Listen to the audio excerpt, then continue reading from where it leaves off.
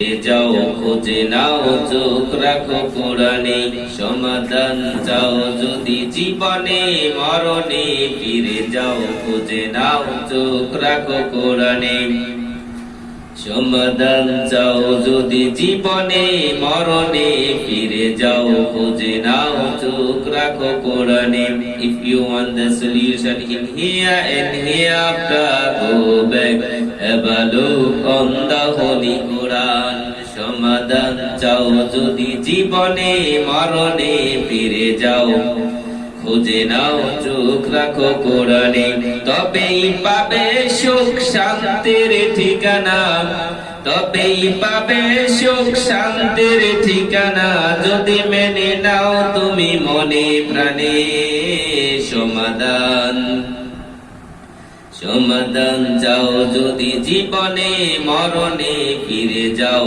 খুঁজে নাও চোখ রাখো কোরআনে সমাধান চাও যদি জীবনে মরণে ফিরে যাও খুঁজে নাও চোখ রাখো কোরআনে এতো চির অম্লান চির মুক্তির ডাক এ যে মহাবাণী খোদাই কালামে পাক এতো চির অম্লান চির মুক্তির ডাক এ যে মহাবাণী খোদাই কালামে পাক এই দুনিয়া আর সেই দুনিয়া এই দুনিয়া আর সেই দুনিয়া মুক্তি পাবে তুমি দোজাহানে সমাধান সমাধান চাও যদি জীবনে মরণে ফিরে যাও খুঁজে নাও চোখ রাখো কোরআনে সমাধান চাও যদি জীবনে মরণে ফিরে যাও খুঁজে নাও চোখ রাখো কোরআনে If you want the solution in here and hereafter, go back, have a look on the Holy Quran. এ বাণী সকলের নয় শুধু মুমিনের যারাই চলবে মেনে ফল পাবে কোরআনের এ বাণী সকলের নয় শুধু মুমিনের যারাই চলবে মেনে ফল পাবে কোরআনের ঘরে বলো কিবা রাষ্ট্রে বলো ঘরে বলো কিবা রাষ্ট্রে বলো অশান্তি দূর করে শান্তি আনে সমাধান সমাধান চাও যদি জীবনে মরণে ফিরে যাও খুঁজে নাও চোখ রাখো কোরআনে সমাধান চাও যদি জীবনে মরণে ফিরে যাও খুঁজে নাও চোখ রাখো কোরআনে সূরা ইব্রাহিমের 2 নম্বর আয়াত কিতাবুন আনজালনাহু ইলাইকা লিতুখরিজান নাস মিনাজ যুলুমাতি ইলান নূর বিইজনি রাব্বিহিম ইলা সিরাতিল আজিজিল হামিদ কিতাব এটি এমন একটি কিতাব আনজালনাহু আমি নাযিল করেছি হু ইহা তাহলে এটি এমন একটি কিতাব যা আমি নাযিল করেছি আপনার উপর ইলাইকা আপনার তাহলে এই কিতাবটা নাযিল করেছেন কে আল্লাহ কার উপর নাযিল করেছেন মুহাম্মদ সাল্লাল্লাহু আলাইহি ওয়াসাল্লাম তাহলে রাসূল সাল্লাল্লাহু আলাইহি ওয়াসাল্লামের উপর নাযিলকৃত কোরআন তাহলে পাঠাইয়েছেন সরাসরি আল্লাহ আর গ্রহণ করেছেন মুহাম্মদ সাল্লাল্লাহু আলাইহি ওয়াসাল্লাম তাহলে সরাসরি সম্পর্কটা কার সাথে আল্লাহর সাথে সরাসরি সম্পর্কটা আল্লাহর সাথে আর সরাসরি সম্পর্ক যার সম্পর্ক আল্লাহর সাথে হয়ে যায় হ্যাঁ তার মর্যাদা আল্লাহ তাআলা এইভাবে বাড়িয়ে দেন যার সম্পর্কটা আল্লাহর সাথে হয়ে যায় তার মর্যাদা এইভাবেই বাড়িয়ে দেন যেমন মনে করেন বাইতুল্লাহ আল্লাহর ঘর তাহলে আল্লাহর ঘর বাইতুল্লাহ আল্লাহর ঘর হওয়ার কারণে দেখেন বাইতুল্লাহ যে ছোট্ট একটা জায়গা এই ঘরটা আছে অনেক বিশাল বিশাল অট্টালিকা আছে না হাজার হাজার অনেক সুন্দর সাজানো গোছানো মার্বেল পাথর দিয়ে গড়া খুব সুন্দর সুন্দর অট্টালিকা আছে সবগুলো অট্টালিকার মধ্যে আল্লাহর ঘরের সম্মানটা সবচেয়ে বেশি ঠিক না? সারা পৃথিবীর 200 কোটি মুসলমান এই আল্লাহর ঘরটাকে কেন্দ্র করে ওই আল্লাহর ঘরকে সামনে রেখে আল্লাহকে সিজদা দেয়, ঠিক না? তাহলে আল্লাহর ঘর হওয়ার কারণে সারা পৃথিবীতে যত ঘর আছে সব ঘরের তুলনায় এই ঘরটাকে আল্লাহ তাআলা দাম বাড়িয়ে দিয়েছে, ঠিক নয়? ঠিক ঠিক ঠিক তেমনি মনে করেন এই আল কোরআনও কালাম, কোরআনটা আল্লাহর কালাম। আল্লাহর কালাম হওয়ার কারণে সারা পৃথিবীতে যত কালাম আছে সবগুলো কালাম, মনীষীর বাণী আছে, ঐতিহাসিকের বাণী আছে, সাহিত্যিকের বাণী আছে, গবেষকের বক্তব্য আছে, সবগুলো গবেষকের বক্তব্যের তুলনায় আল্লাহর কালামের সম্মানটা সবচাইতে বেশি। আল্লাহ রাসূল সাল্লাল্লাহু আলাইহি সাল্লাম বলেন, ফাদলু কালামুল্লাহ আলা সাইরিল কালাম কাফাদলিল্লাহি আলাল কলব। আল্লাহর কালামের সম্মান সারা পৃথিবীর যত মানুষ আছে সবগুলো মানুষের যত রকমের গবেষণা আছে, যত রকমের মন্তব্য আছে, সকল মন্তব্যের মধ্যে আল্লাহর কালামের সম্মান ততটা বেশি। সৃষ্টি জগতের মধ্যে আল্লাহর সম্মান যত বেশি, সৃষ্টি জগতের মধ্যে আল্লাহর সম্মানটা যত বেশি, সৃষ্টি জগতের মানুষের কমেন্টগুলো, গবেষকের, বিজ্ঞানীদের যত রকমের মন্তব্য আছে সবগুলো মন্তব্যের মধ্যে আল্লাহ তাআলার এই কালামের সম্মানটাও তত বেশি। আবার এই কালামটা যেই যুগে নাজিল হলো সেই যুগটা ছিল বর্বর যুগ, জাহিলি যুগ। ওই জাহিলি যুগটাকে পরিবর্তন করে এই কোরআনের মর্যাদায় এই যুগটা হয়ে গেল সর্বশ্রেষ্ঠ যুগ, সর্বশ্রেষ্ঠ। এই কালাম, এই কোরআনটার সাথে যিনি লেগে যাবে, যিনি লেগে যাবে তার সম্মানও বাড়িয়ে দেন আল্লাহ। ঠিক আছে? যেমন মনে করেন যে এই 5 লক্ষ টাকা দিয়ে খাট কিনেছেন, ওই খাটে আপনি ঘুমান, আপনার বাচ্চা এখানে প্রস্রাব করে দেয়, আপনার মধ্যে কোনো অনুভূতির মনে কিছু মনে হয় না। কিন্তু 50 টাকা দামের রেয়াল, এটা দিয়ে যদি পাও লাগে সবাই তাকে চুমু খাওয়া শুরু করে, ঠিক না? তাহলে এটার সাথে যিনি লাগে তাহার সম্মান বাড়িয়ে দেন কে? আল্লাহ। এই কোরআনটা যে মাসে নাজিল হলো সেই মাসটা কোন মাস? রমজান মাস। এই রমজান মাসের সম্মান সারা 11 মাসের তুলনায় রমজান মাসের সম্মান সবচেয়ে বেশি। আবার এই কোরআনটা যে রাত্রিতে নাজিল হলো ওই রাত্রির মর্যাদাটাও আল্লাহ তাআলা বাড়িয়ে দিয়েছেন। কতটা বাড়িয়েছেন? 1000 মাসের চেয়ে বেশি। লাইলাতুল কদরি খায়রুম মিন আলফি শাহর। ঠিক আছে? এই রাত্রিটার সম্মান হলো 1000 মাসের চেয়ে বেশি। তাহলে এত সম্মান কেন? কোরআনের কারণে, কোরআনের কারণে, এটাই তো নাকি? আবার এই কোরআনটা যে নবী সাল্লাল্লাহু আলাইহি সাল্লামের উপর নাজিল হলো ওই নবী সাল্লাল্লাহু আলাইহি সাল্লামের সম্মানটা সারা পৃথিবীর অতীতের যত নবী আছে সবগুলো নবীর চেয়ে শ্রেষ্ঠ হয়ে গেছে, ঠিক না? তাহলে এই নবীর সম্মানটা কেন? এই কোরআন নাজিলের কারণে। ঠিক আছে? কোরআনটা মুহাম্মদ সাল্লাল্লাহু আলাইহি সাল্লামের উপর নাজিল হয়েছে যার কারণে মুহাম্মদ সাল্লাল্লাহু আলাইহি সাল্লামের সম্মান অতীতের সকল নবীদের চেয়ে শ্রেষ্ঠ হয়ে গিয়েছে। আবার এই কোরআনটা আমাদের জন্য, যেই উম্মতের জন্য নাজিল হয়েছে, অতীতের তো সকল নবীদের তো উম্মত ছিলেন নাকি? মুহাম্মদ সাল্লাল্লাহু আলাইহি সাল্লামের উম্মত হিসেবে আমরা আছি। আবার মুহাম্মদ সাল্লাল্লাহু আলাইহি সাল্লামের যুগেও ছিলেন, এখনো আমরা আছি। এখন অতীতের নবীদেরও তো উম্মত ছিল। সবগুলো নবীর তুলনায় নবীর উম্মতদের সম্মানের চেয়ে এই মুহাম্মদ সাল্লাল্লাহু আলাইহি সাল্লামের উম্মতের সম্মান সবচেয়ে বেশি। একটাই কারণ, সেটা কি? কোরআন। কোরআনের কারণেই তাদের সম্মান বেড়ে গিয়েছে। এখন আসেন এই কোরআন থেকে যারা জ্ঞান অর্জন করে তাদের সম্মানটা কেমন?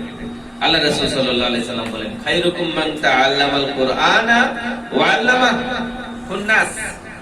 যিনি এই কোরআন থেকে জ্ঞান অর্জন করে এবং অপরকে এই জ্ঞানটাকে প্রচার করে শেখায়, তিনি সর্বোত্তম ব্যক্তি। সর্বোত্তম ব্যক্তিকে যিনি কোরআন শিখে অপরকে শেখায়, যিনি কোরআন শিখে অপরকে শেখায়, তিনি সর্বোত্তম ব্যক্তি। আবার আল্লাহ তাআলা বলেন সূরা মুজাদালা 11 নম্বর আয়াত, ইয়ারফাইল্লাহুল্লাযীনা আমানু মিনকুম ওয়াল্লাযীনা উতুল ইলমা দারাজাত। যারা কোরআনের প্রতি ঈমান আনয়ন করে আবার এই কোরআন থেকে জ্ঞান অর্জন করে তাদের সম্মান বাড়িয়ে দেন কে? আল্লাহ।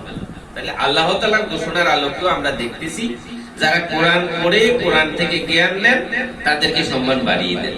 আর রাসূল সাল্লাল্লাহু আলাইহি ওয়াসাল্লামের ভাষণ থেকে আমরা পাইলাম যারা কোরআন শিখে আবার অপরকে শিক্ষা দেয় তার সম্মান সবচেয়ে বেশি।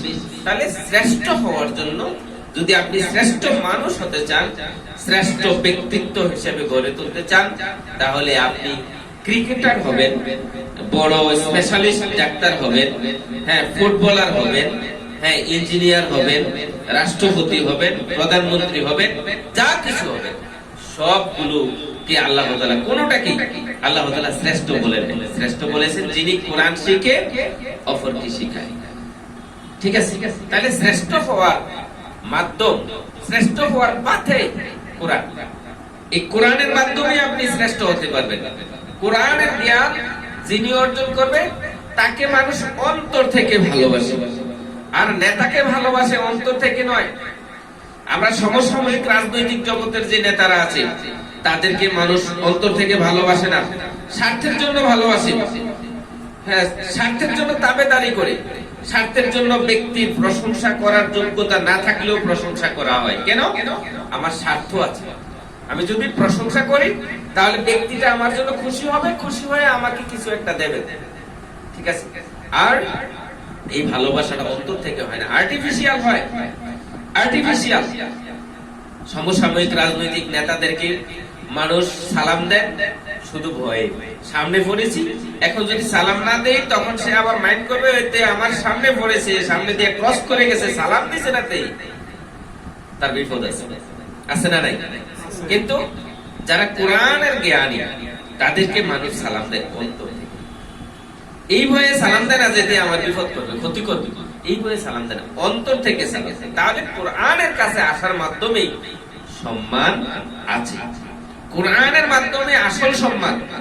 কোরআনের জ্ঞান অর্জন করতে গেছেন তখনই আপনি আসল সম্মানী অর্জন হবেন। আমি ক্লিয়ার? এখন আসেন এত দামি কিতাবটা আল্লাহ তাআলা কেন নাজিল করেছেন? আমার আলোচনার এটাই মূল উদ্দেশ্য। আজকের আলোচনা কোরআন কেন নাজিল করেছেন। ঠিক আছে? এত দামি কোরআনটা আল্লাহ তাআলা কেন নাজিল করেছেন এই জিনিসটাকে আমি অ্যানালাইজ করি। আমরা কোরআনটাকে ব্যবহার করি জিনবুত তাড়ানোর জন্য, কোরআন ব্যবহার করি তাবিজ বানানোর জন্য, কোরআন ব্যবহার করি মৃত মানুষ মারা গেছে তার পাশে বসে বসে তেলাওয়াতের জন্য। রমজান মাস আসছে, এবার খতম করতে হবে, কয়েকটা খতম সহি শুদ্ধ হয় কিনা সে তার বিশ্লেষণ নেই, সে কি সহিভাবে পড়তে পারে কিনা সেটা ভাবে না, কোরআন খতম নিয়ে ব্যস্ত। এই যে খতম দিচ্ছে, যদি ভুল উচ্চারিত হয় তাহলে তার খতমে কি সওয়াব হবে না গুনাহ হবে? গুনাহ হবে। অর্থ বিকৃত হয়ে যায়। এমন শব্দ আছে, মনে করেন যে কে হয় আপনারা বাবাকে খোঁজ করলো, হ্যাঁ তখন এই বললো তোমার বাবা কোথায়? আপনি বললেন যে আমার বাবা ছাদে গেছে, চাঁদে গেছে। চাঁদে গেছে? কোথায় গেছে? চাঁদে গেছে। কি বলো তোমার বাবা চাঁদে গেল? রকেট হলো কোথায়? তোমার বাবা কবে আবার বিজ্ঞানী হলো গবেষক? ঠিক আছে? এখন যদি একটু চ আর ছ, চ আর ছ, চ দিয়ে বলেছে হয়ে গেছে চাঁদ। আবার যদি ছ দিয়ে বলতো তাহলে হয়তো ঘরের ছাদে, ঘরের ছাদে। ঠিক আছে? তাহলে দেখেন একটু উচ্চারণের ব্যবধানে অর্থটা কতটা বিকৃত। কোরআনের আয়াতগুলোতে যদি আপনি সঠিক উচ্চারণগুলো না হয় তাহলে আপনি অর্থ বিকৃত হয়ে যাবে, আর অর্থ বিকৃত হওয়ার কারণে আপনি কুফরিতে অন্তর্ভুক্ত হয়ে যাবেন। সেজন্য আপনাদেরকে উদাত্তভাবে আহ্বান করি কোরআন তেলাওয়াত করবেন একদম বুঝে শুনে, অর্থ সহ করবেন, বিশ্লেষণ করে। এখন কোরআন আমরা ব্যবহার করি মৃত ব্যক্তির পাশে বসে বসে তেলাওয়াত করতে। আসলে কি কোরআন কি আল্লাহ তাআলা এই জন্য নাজিল করেছে? কোরআন কি মৃত ব্যক্তির পাশের জন্য না জীবিত মানুষের জন্য? কোরআন নাজিল করেছে আল্লাহ তাআলা আমার জন্য। আল্লাহ তাআলা বলছে সূরা কাফ 50 নম্বর সূরা 37 নম্বর আয়াত, ইন্না ফি যালিকা লাযিকরা লিমান কানা লাহু কলব আও আলকাস সামআ ওয়া হুয়া শাহীদ। নিশ্চয়ই এই কোরআনের মধ্যে আছে জিকির, স্মরণ, উপদেশ। এই উপদেশগুলো কার জন্য? যিনি কলব আছে, গবেষণা করতে পারে, অনুধাবন করতে পারে, তার জন্য। এখন বলেন, মৃত ব্যক্তির সাথে দুটা হাত আছে না নাই? ওই হাত দিয়ে কি তার ধরার ক্ষমতা আছে? মৃত ব্যক্তির দুটা কান আছে না নাই? শ্রবণ করার ক্ষমতা আছে? মৃত ব্যক্তির দুটা চোখ আছে না নাই? চোখ দিয়ে কি দেখার ক্ষমতা আছে? কলব আছে না নাই? সেটা দিয়ে কি অনুধাবন করার ক্ষমতা আছে? এখন যার হাত আছে ধরার ক্ষমতা নেই, যার চোখ আছে দেখার ক্ষমতা নেই, যার কান আছে শ্রবণ করার ক্ষমতা নেই, যার হৃদয় আছে অনুধাবন করার ক্ষমতা নেই, ওই ব্যক্তির পাশে বসে বসে আমরা কোরআন তেলাওয়াত করব। এটাকে সবচেয়ে বড় মূর্খতা। এটা মূর্খতা ছাড়া আর কিচ্ছু না। কোরআন নাযিলের প্রধান উদ্দেশ্যটা কি আমি জানি না। আমি কোরআন তেলাওয়াত করি, কোরআন পড়ি সওয়াবের জন্য, এক হরফে 10 নেকি, আর রমজান হলে 70 থেকে 700। আরে সওয়াবের জন্য কোরআন তেলাওয়াত করছেন, কোরআনের মূল উদ্দেশ্যের সাথে আপনি জড়িত না, আপনার সওয়াব হবে নাকি? কোরআনের মূল উদ্দেশ্যের সাথে যদি আপনি জড়িত না হন, তাহলে তো আপনার ঈমান নেই। ঈমান যদি না থাকে, আপনি কোরআন 50 খতম দিলে আপনার কি উপকার? আপনার তো রোল নাম্বার, রেজিস্ট্রেশন নাম্বার ঠিক নাই। কোরআন নাযিলের উদ্দেশ্য কি? ওই উদ্দেশ্যের সাথে যদি আপনি তাল মেলাতে না পারেন, তাহলে আপনার রোল নাম্বার, রেজিস্ট্রেশন নাম্বার ঠিক নেই। আপনি এবার যত সুন্দরভাবে হাতের লেখা দিয়ে সুন্দরভাবে খাতায় লেখেন না কেন, হ্যাঁ আপনি সুন্দরভাবে সুর দিয়ে তেলাওয়াত করেন না কেন, আপনার এই সওয়াব কোথায় নেবেন? এই খাতার তো কোনো মূল্যই নাই, এই আমল নাম্বার তো কোনো মূল্যই নেই। আপনার তো রোল নাম্বার, রেজিস্ট্রেশন নেই।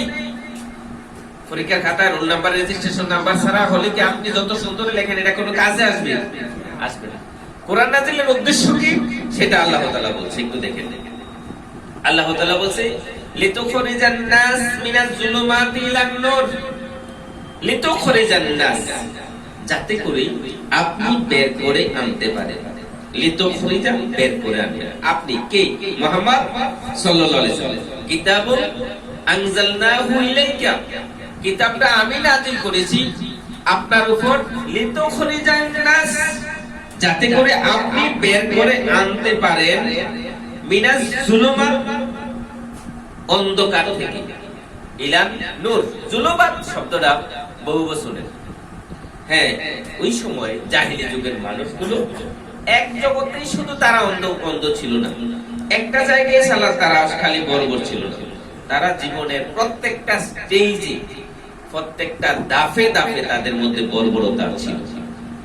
এমন কোন স্টেজ নেই যে স্টেজটাতে তারা বর্বর ছিল না। তারা নিজেদেরকে অনেক জ্ঞানী মনে করত, নিজেদের চিন্তাটাকে অনেক গুরুত্ব দিত। সেই চিন্তাটা কি আইডিওলজিক্যাল কিনা, আদর্শিক কিনা, সেটা সঠিক কিনা, এগুলি তাদের বিশ্লেষণ ক্ষমতা তাদের মধ্যে ছিল না। এই দৃশ্যটা আমাদের মধ্যেও বর্তমান সময়েও কিছুটা ফলো করছি। ওই সময়ের জাহেলি যুগ আর বর্তমান জাহেলি যুগের মধ্যে একটা তফাৎ আছে। বর্তমান জাহেলি আর ওই সময়ের জাহেলি, দুটা জাহেলি যুগ। এখন বর্তমানটাও জাহেলি যুগ আর ওই সময়টাতেও জাহেলি যুগ। তবে ওই জাহেলি যুগের মধ্যে দুই একজন মুমিন ছিল না, একজনও মুমিন ছিল না। আর বর্তমান জাহেলি যুগের মধ্যে হাতে গোনা কিছু মুমিন আছে, যে মুমিনগুলি হক কথা বলতে গেলে অত্যাচারের মুখোমুখি হয়। হক কথা বলার কোনো সুযোগ নেই, যিনি সত্য কথা বলবে তাকে ফাঁসাবে। এই জাহেলি যুগ থেকে আল্লাহ রাসূল সাল্লাল্লাহু আলাইহি সাল্লামকে আল্লাহ তাআলা বলছেন যে এই জাহেলি যুগ থেকে যদি আপনি মানুষকে মুক্তির দিকে আনতে চান, তাহলে আপনাকে আমি একটা বিধান দিলাম, আপনাকে আমি একটা বিধান দিলাম। এই কথাটা আল্লাহ তাআলা এমন একটা যুগে বলতেছেন। কখন বলতেছেন? যখন, খেয়াল করতে হবে, যখন মানুষগুলো সবচেয়ে বেশি বর্বরতার, সবচেয়ে বেশি স্টিম রুলারে চলে গেছে, সবচেয়ে বেশি স্টিম রুলারে চলে গেছে। কারণ আছে, বর্বরতার সবচেয়ে স্টিম রুলারে যাওয়ার পিছনে কারণ আছে। কারণ হলো আদম আলাইহিস সালাম থেকে শুরু করে ঈসা আলাইহিস সালাম পর্যন্ত আল্লাহ তাআলা কোন এক সময়ের জন্য, একটা মুহূর্ত, এক সেকেন্ডের জন্য নবী শূন্য রাখেন নাই। এই পৃথিবীকে এক সেকেন্ডের জন্য নবী শূন্য রাখেন নাই। যার কারণে কোন যুগে ছিল হাজার হাজার নবী ছিল, এক এক অঞ্চলের নবী ছিল, হ্যাঁ অঞ্চল ভিত্তিক নবী ছিল। যার কারণে এই দিকের অঞ্চলে এক নবী, সে আল্লাহর পানির আলোকে উপদেশ দিচ্ছে। বেশি মানুষ গ্রহণ না করলেও কিছু না কিছু মানুষ তো গ্রহণ করেছে, যার কারণে সবগুলো মানুষ বর্বর হয় নাই। কিন্তু ঈসা আলাইহিস সালাম থেকে শুরু করে মুহাম্মদ সাল্লাল্লাহু আলাইহি সাল্লাম পর্যন্ত প্রায় 550 বছর আল্লাহ তাআলা কোন নবী পাঠান নাই। এটা দলিল হিসেবে যেটা আমরা পাচ্ছি সূরা সফ 106 নম্বর আয়াত, ওয়ামুবাশশিরাম বিরাসূলিন ইয়াতি মিন বা'দি ইসমুহু আহমদ ফালাম্মা জাআহুম বিল বাইনাতি ক্বালু হাযা সিহরুম মুবিন। ঈসা আলাইহিস সালাম বলছে যে আমি একজন নবীর সুসংবাদ দিয়ে যাই যিনি আমার পর আসবে, আমার পরে আসবে। তাহলে ঈসা আলাইহিস সালামের পরে যে নবীটা আসবে সেই নবীটার নাম কি? আহমদ, মুহাম্মদ। ঠিক আছে, এটা সূরা সফের 6 নম্বর আয়াত। এই আয়াতের আলোকে আমরা বুঝতেছি ঈসা আলাইহিস সালামের ঘোষণা আমি একজন নবীর সুসংবাদ দিয়ে যাচ্ছি যিনি আমার পরে আসবেন। তাহলে ঈসা আলাইহিস সালামের পরে যে নবীটা এসেছেন সেই নবীটাকে মুহাম্মদ সাল্লাল্লাহু আলাইহি ওয়াসাল্লাম। ঈসা আলাইহিস সালাম থেকে মুহাম্মদ সাল্লাল্লাহু আলাইহি সাল্লাম পর্যন্ত 550 বছর, প্রায় 550 বছর কোন নবী আসেন নাই। এই 550 বছর নবী না থাকার কারণে সারা পৃথিবীতে নবুয়তের আলো আর জ্বলে নাই। এক একজন নবী চন্দ্র সূর্যের চেয়ে আলো নিয়ে এসেছিলেন, নক্ষত্রের চেয়ে বেশি আলো নিয়ে এসেছিলেন। হেদায়েতের আলো, সত্যের আলো, সঠিকতার আলো, নূর, হেদায়েত, বাস্তববাদী সঠিক চিন্তার আলো নিয়ে তারা এসেছিলেন। এই 550 বছর কোন নবী না আসার কারণে মানুষগুলো হেদায়েতের আলো না পাওয়ার কারণে তারা মন গড়া মতবাদের উপর বিশ্বাসী হলো। মন গড়া মতবাদের উপর বিশ্বাসী হলো। তাদের মধ্যে যিনি বেশি একটু জ্ঞানের পরিচয় দিতে পেরেছে তার কাছে মানুষ বেশি বায়াত গ্রহণ করত। আবু জাহেল, তাহার মূল নাম ছিল আবুল হেকাম, তিনি বেশি জ্ঞানের পরিচয় দিতে পারত, যার কারণে ওই যুগের মানুষগুলো তাকে আবু জাহেল নাম দিয়ে আবুল হেকাম নাম দিয়েছেন। তার মূল নাম ছিল আমর বিন হিসাম। তাকে জ্ঞানের পাণ্ডিত্যতা দেখে তার নাম দেওয়া হয়েছে আবুল হেকাম। ঠিক আছে, তাহলে ব্যক্তি পূজা তারা করত, ব্যক্তির জ্ঞানের করত, তাবেদারি করত। আর তারা এত বর্বর হয়ে গিয়েছিল, বর্বরতা কোথায় গিয়েছিল একটা বুঝতে হবে। আলো চিকিৎসা বিজ্ঞানীদের একটা গবেষণা যে একজন ব্যক্তিকে যদি 10 থেকে 12 দিন চোখকে বন্ধ করে কোথাও অন্ধকার ঘরে বেঁধে রেখে দেওয়া হয়, 10-12 দিন পর থেকে তার চোখের আলো লেস হতে শুরু করবে। যদি 1 মাস, 1.5 মাস, 2 মাস তাকে চোখ বন্ধ করে রেখে দেওয়া হয়, হঠাৎ করে তাকে আলোর দিকে আনা হলো, তার চোখ দিয়ে আর কিছু দেখবে না, চোখ ব্রাস্ট করবে। এটা চিকিৎসা বিজ্ঞানের কথা। 1-1.5 মাস, 2 মাস। তাহলে নবুয়ত নামক যে আলোটা, হেদায়েত নামক যে আলোটা, এই আলোটা 550 বছর মানুষ পায় নাই। না পাওয়ার কারণে মানুষগুলো এত বর্বর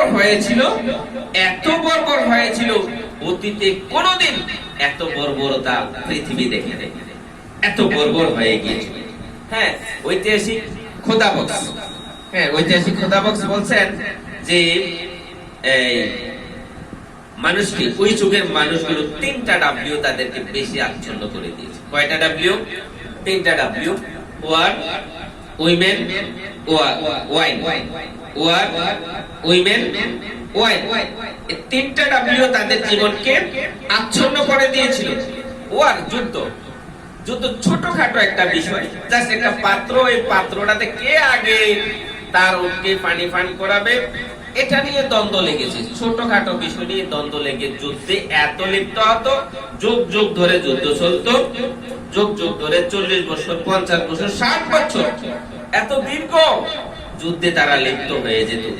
তারা যদি তাদের মধ্যে কেহ মারা যেত, তাদের দাদা মারা গেছে, বাবা মারা গেছে, তার বাড়ির সামনে একটা বাঁশ গেড়ে বাঁশের মাথায় তরবারিটাকে ঝুলে রাখতো, আর এখানে কবিতা লিখে রাখতো, সুন্দরভাবে সাজানো ভাবে কবিতা লিখতো।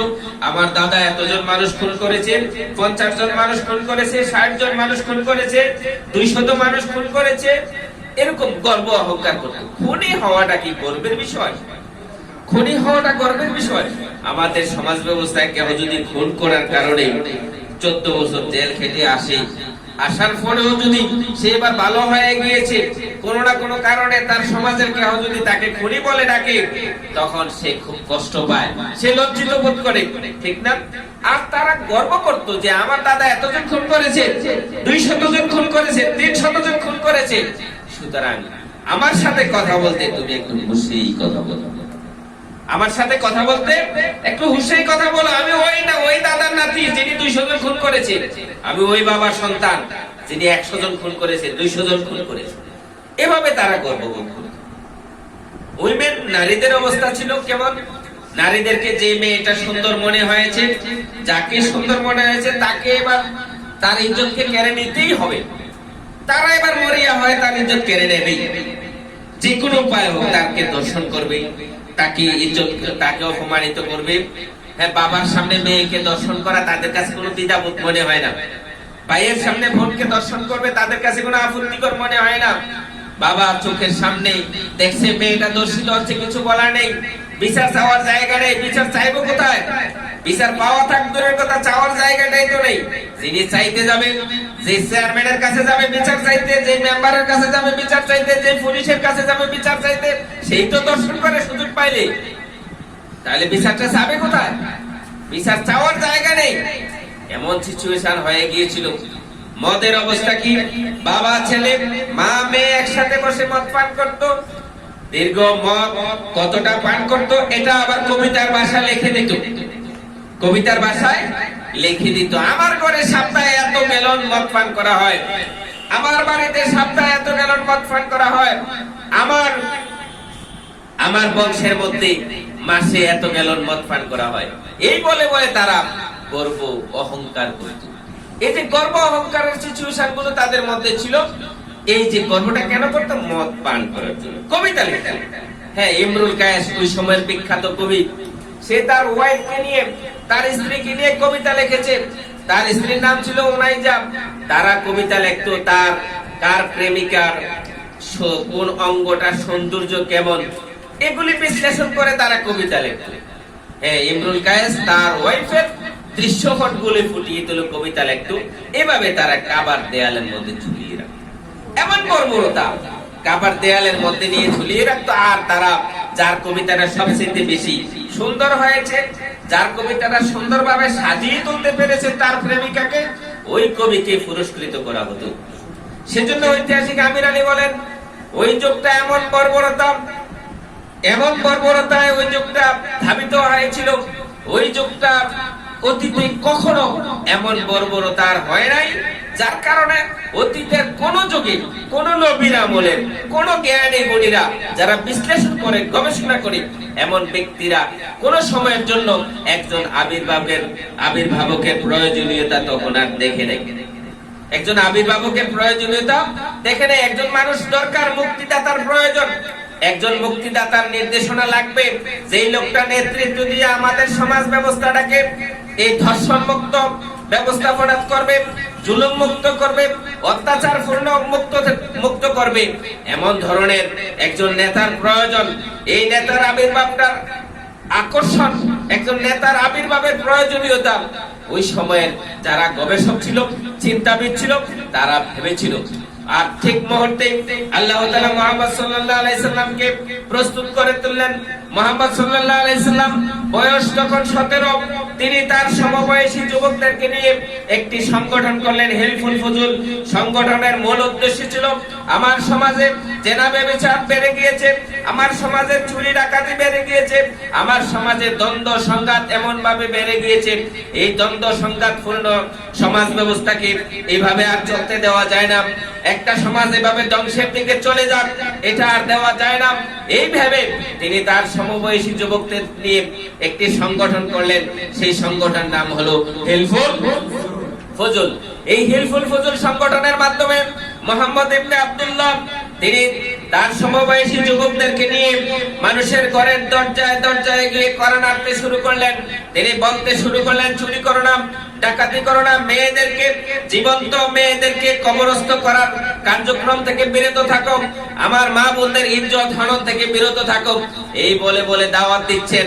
দাওয়াত দিতে দিতে তাহার বয়স হয়ে গেল 40। কত? 40। 17 থেকে 40 কত বছর? 23 বছর। 23 বছর মুহাম্মদ সাল্লাল্লাহু আলাইহি সাল্লাম, মুহাম্মদ ইবনে আব্দুল্লাহ দাওয়াতি কাজ করলেন। এই দাওয়াতি কাজের ফলাফল কি? 23 বছর একজন মানুষের পরিপূর্ণ যৌবনের একটা মূল প্রাণ কেন্দ্র। 23 বছর, 40 বছর, 40 বছর একজন মানুষের পূর্ণাঙ্গতা পায়, চিন্তা শক্তির পূর্ণাঙ্গতা পায়। এই 40 বছর বয়সে মুহাম্মদ ইবনে আব্দুল্লাহ একটু ঘাড় ফিরিয়ে তাকাতে চাইলেন। তিনি দেখতে চাইলেন, আমি যে 23 বছর ধরে দাওয়াতি কাজ করলাম, আমার এই দাওয়াতি কাজের ফলাফল কি? এই ভেবে মুহাম্মদ সাল্লাল্লাহু আলাইহি সাল্লাম এই গবেষণা করছেন। কারণ কি? আমি তো দাওয়াতি কাজ করলাম জেনা ব্যভিচার বন্ধ হওয়ার জন্য, আমি তো দাওয়াতি কাজ করলাম চুরি বন্ধের জন্য, আমি তো দাওয়াতি কাজ করলাম ডাকাতি বন্ধ হওয়ার জন্য, আমি তো দাওয়াতি কাজ করলাম যুদ্ধ, দ্বন্দ্ব, সংঘাত, প্রলয়, লীলা, হত্যা এগুলি বন্ধের জন্য এত দাওয়াতি কাজ করলাম, আমার ফলাফল কোথায়? এই ভেবে তিনি এবার গবেষণা করছেন। আল্লাহ তাআলার ইশারা তাকে প্রস্তুত করে নিচ্ছেন। তিনি ভাবছেন কি করা যায়, কি করা যায়, এই সমাজ ব্যবস্থাটাকে কিভাবে পরিবর্তন করা যায়। আমি 23 বছর দাওয়াতি কাজ করে কোনো ফলাফল পেলাম না, কি করা যায়? এই ভাবার জন্য তিনি বেছে নিলেন মক্কা থেকে অনতি দূরে গারে হেরা। এই হেরা গুহাতে গিয়ে মুহাম্মদ ইবনে আব্দুল্লাহ গবেষণা করছেন, ধ্যান করছেন কিভাবে সমাজ পরিবর্তন করা যায়। এই সমাজের নেগেটিভ চিত্র থেকে আমার এই সমাজটাকে কিভাবে আবার সুন্দরভাবে সাজালো গোছালো করা যায়, কিভাবে মা বোনেরা ইজ্জতের সাথে বাস করতে পারে, কিভাবে মেয়ে সন্তানদের কবরস্থ করা বন্ধ হয়, কিভাবে জেনা ব্যভিচার থেকে মুক্ত করা যায়, কিভাবে চুরি থেকে মুক্ত করা যায়, কিভাবে ডাকাতি থেকে মুক্ত করা যায়। এই চিন্তা চেতনা নিয়ে তিনি ধ্যান করছেন। আর আল্লাহ তাআলা ঠিক মুহূর্তেই আল্লাহ তাআলা ওহী নাজিল করে দিলেন। মোটামুটি ক্লিয়ার বুঝতেছেন তিনি কেন ধ্যান করছেন? ধ্যান করছেন একটাই উদ্দেশ্য, যাতে করে তার জাতিকে, তার এই জমানার মানুষগুলোকে কিভাবে সঠিক রাস্তার দিকে আনা যায়, এই চিন্তা চেতনা থেকে তিনি ধ্যান করছেন। একজন অভিজ্ঞ ডাক্তারের কাছে যখন রোগী আসে, তিনি তার নির্দিষ্ট থিওরির আলোকে চিকিৎসা দিয়ে দেন। চিকিৎসা দেওয়ার পরে কয়েকদিন পরে যখন দেখা যায় ওই রোগী, তার রোগ আর ভালো হলো না, তখন আবার ডাক্তারের কাছে আসলো। ডাক্তারের কাছে আসার কারণে যখন দেখলো যে তার জ্বরের তাপমাত্রা আগে ছিল 103, এখন হয়ে গেলে 104, জ্বর তো কমে নাই, বেড়ে গেছে। তিনি এবার ওই রোগীকে বিভিন্ন রকমের পরীক্ষা নিরীক্ষা করেন, ব্লাড টেস্ট করেন, হ্যাঁ, বিভিন্ন রকমের পরীক্ষা নিরীক্ষা করে তারপরে আবার তাকে ট্রিটমেন্ট দেন। ওই ট্রিটমেন্ট দেওয়ার পরে তার কয়েকদিন পরে যখন আবার রোগী আসে যে আমার জ্বর তো কমে নাই, আরো বেড়ে গিয়েছে, তখন তিনি মেডিকেল কলেজের অন্যান্য ডাক্তারদেরকে নিয়ে তিনি এবার গবেষণা শুরু করে দেন। কারণ কি? এই রোগীকে আমি এই ট্রিটমেন্ট করে দিলাম, তার পরীক্ষা করে দেখলাম তার কি কি সমস্যা আছে, দেখে আবার আমি ট্রিটমেন্ট দিলাম, কিন্তু রোগী কেন ভালো হয় না? এই চিন্তা নিয়ে তিনি আবার তার মেডিকেল কলেজের লোকদেরকে নিয়ে গবেষণা শুরু করে, আর না পারলে বিদেশের ডাক্তারদের সাথেও অনলাইনে যোগাযোগ করে তারপরেও রোগীকে রেখে তিনি পালিয়ে যান না। মুহাম্মদ সাল্লাল্লাহু আলাইহি সাল্লাম হেল্পফুল ফুজুল সংগঠনের মাধ্যমে সমাজ পরিবর্তনের জন্য যে চেষ্টা করেছেন, এই চেষ্টা করে যখন দেখলেন সমাজ পরিবর্তন হচ্ছে না, তিনি সমাজকে ছেড়ে দিয়ে তিনি পালিয়ে যান নাই। ওই সমাজটাকে পরিবর্তন করার জন্য তিনি ধ্যানে বসেছিলেন।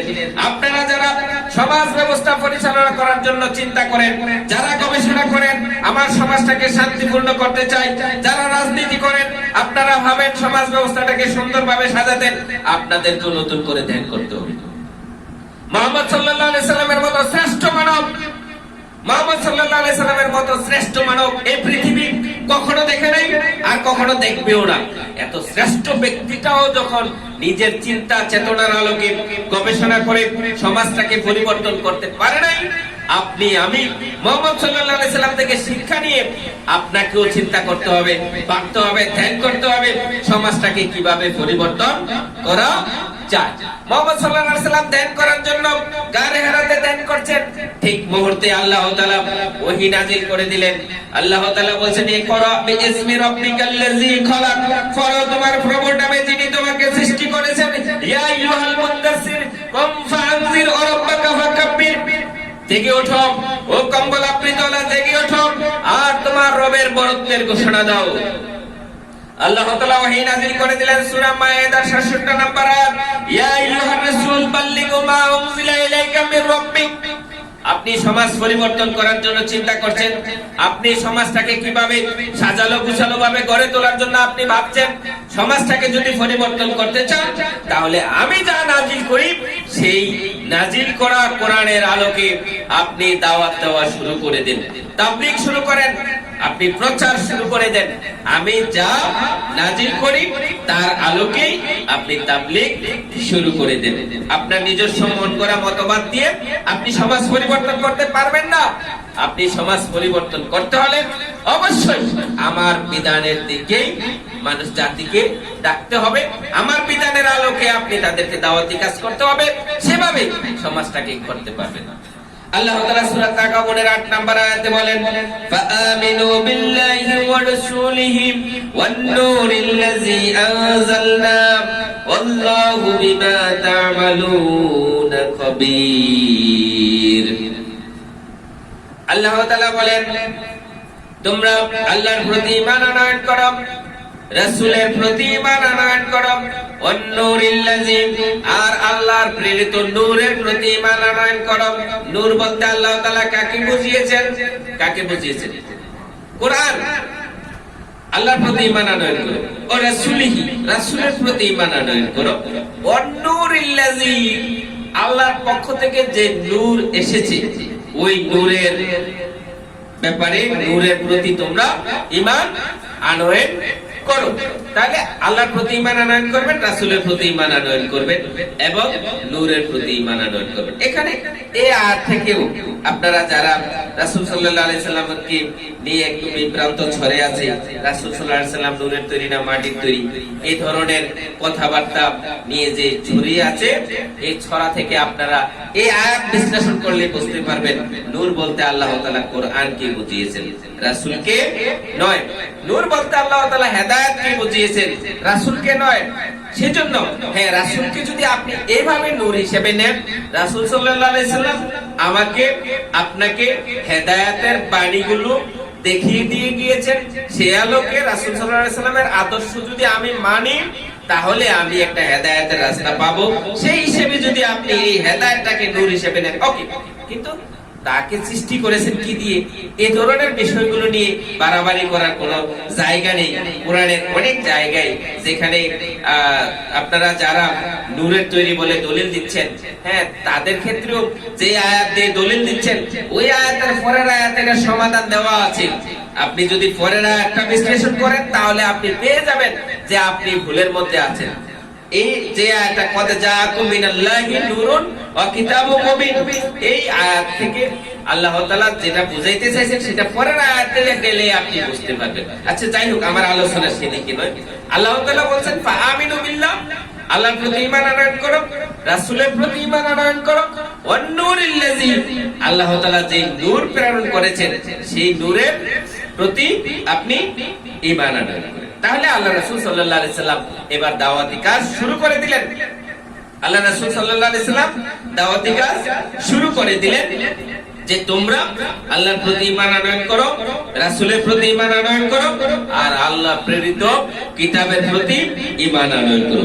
এবার দাওয়াতি কাজ করছেন। দাওয়াতি কাজ করতে করতে মাক্কি জীবনে অনেক অত্যাচারের মুখোমুখি হলেন।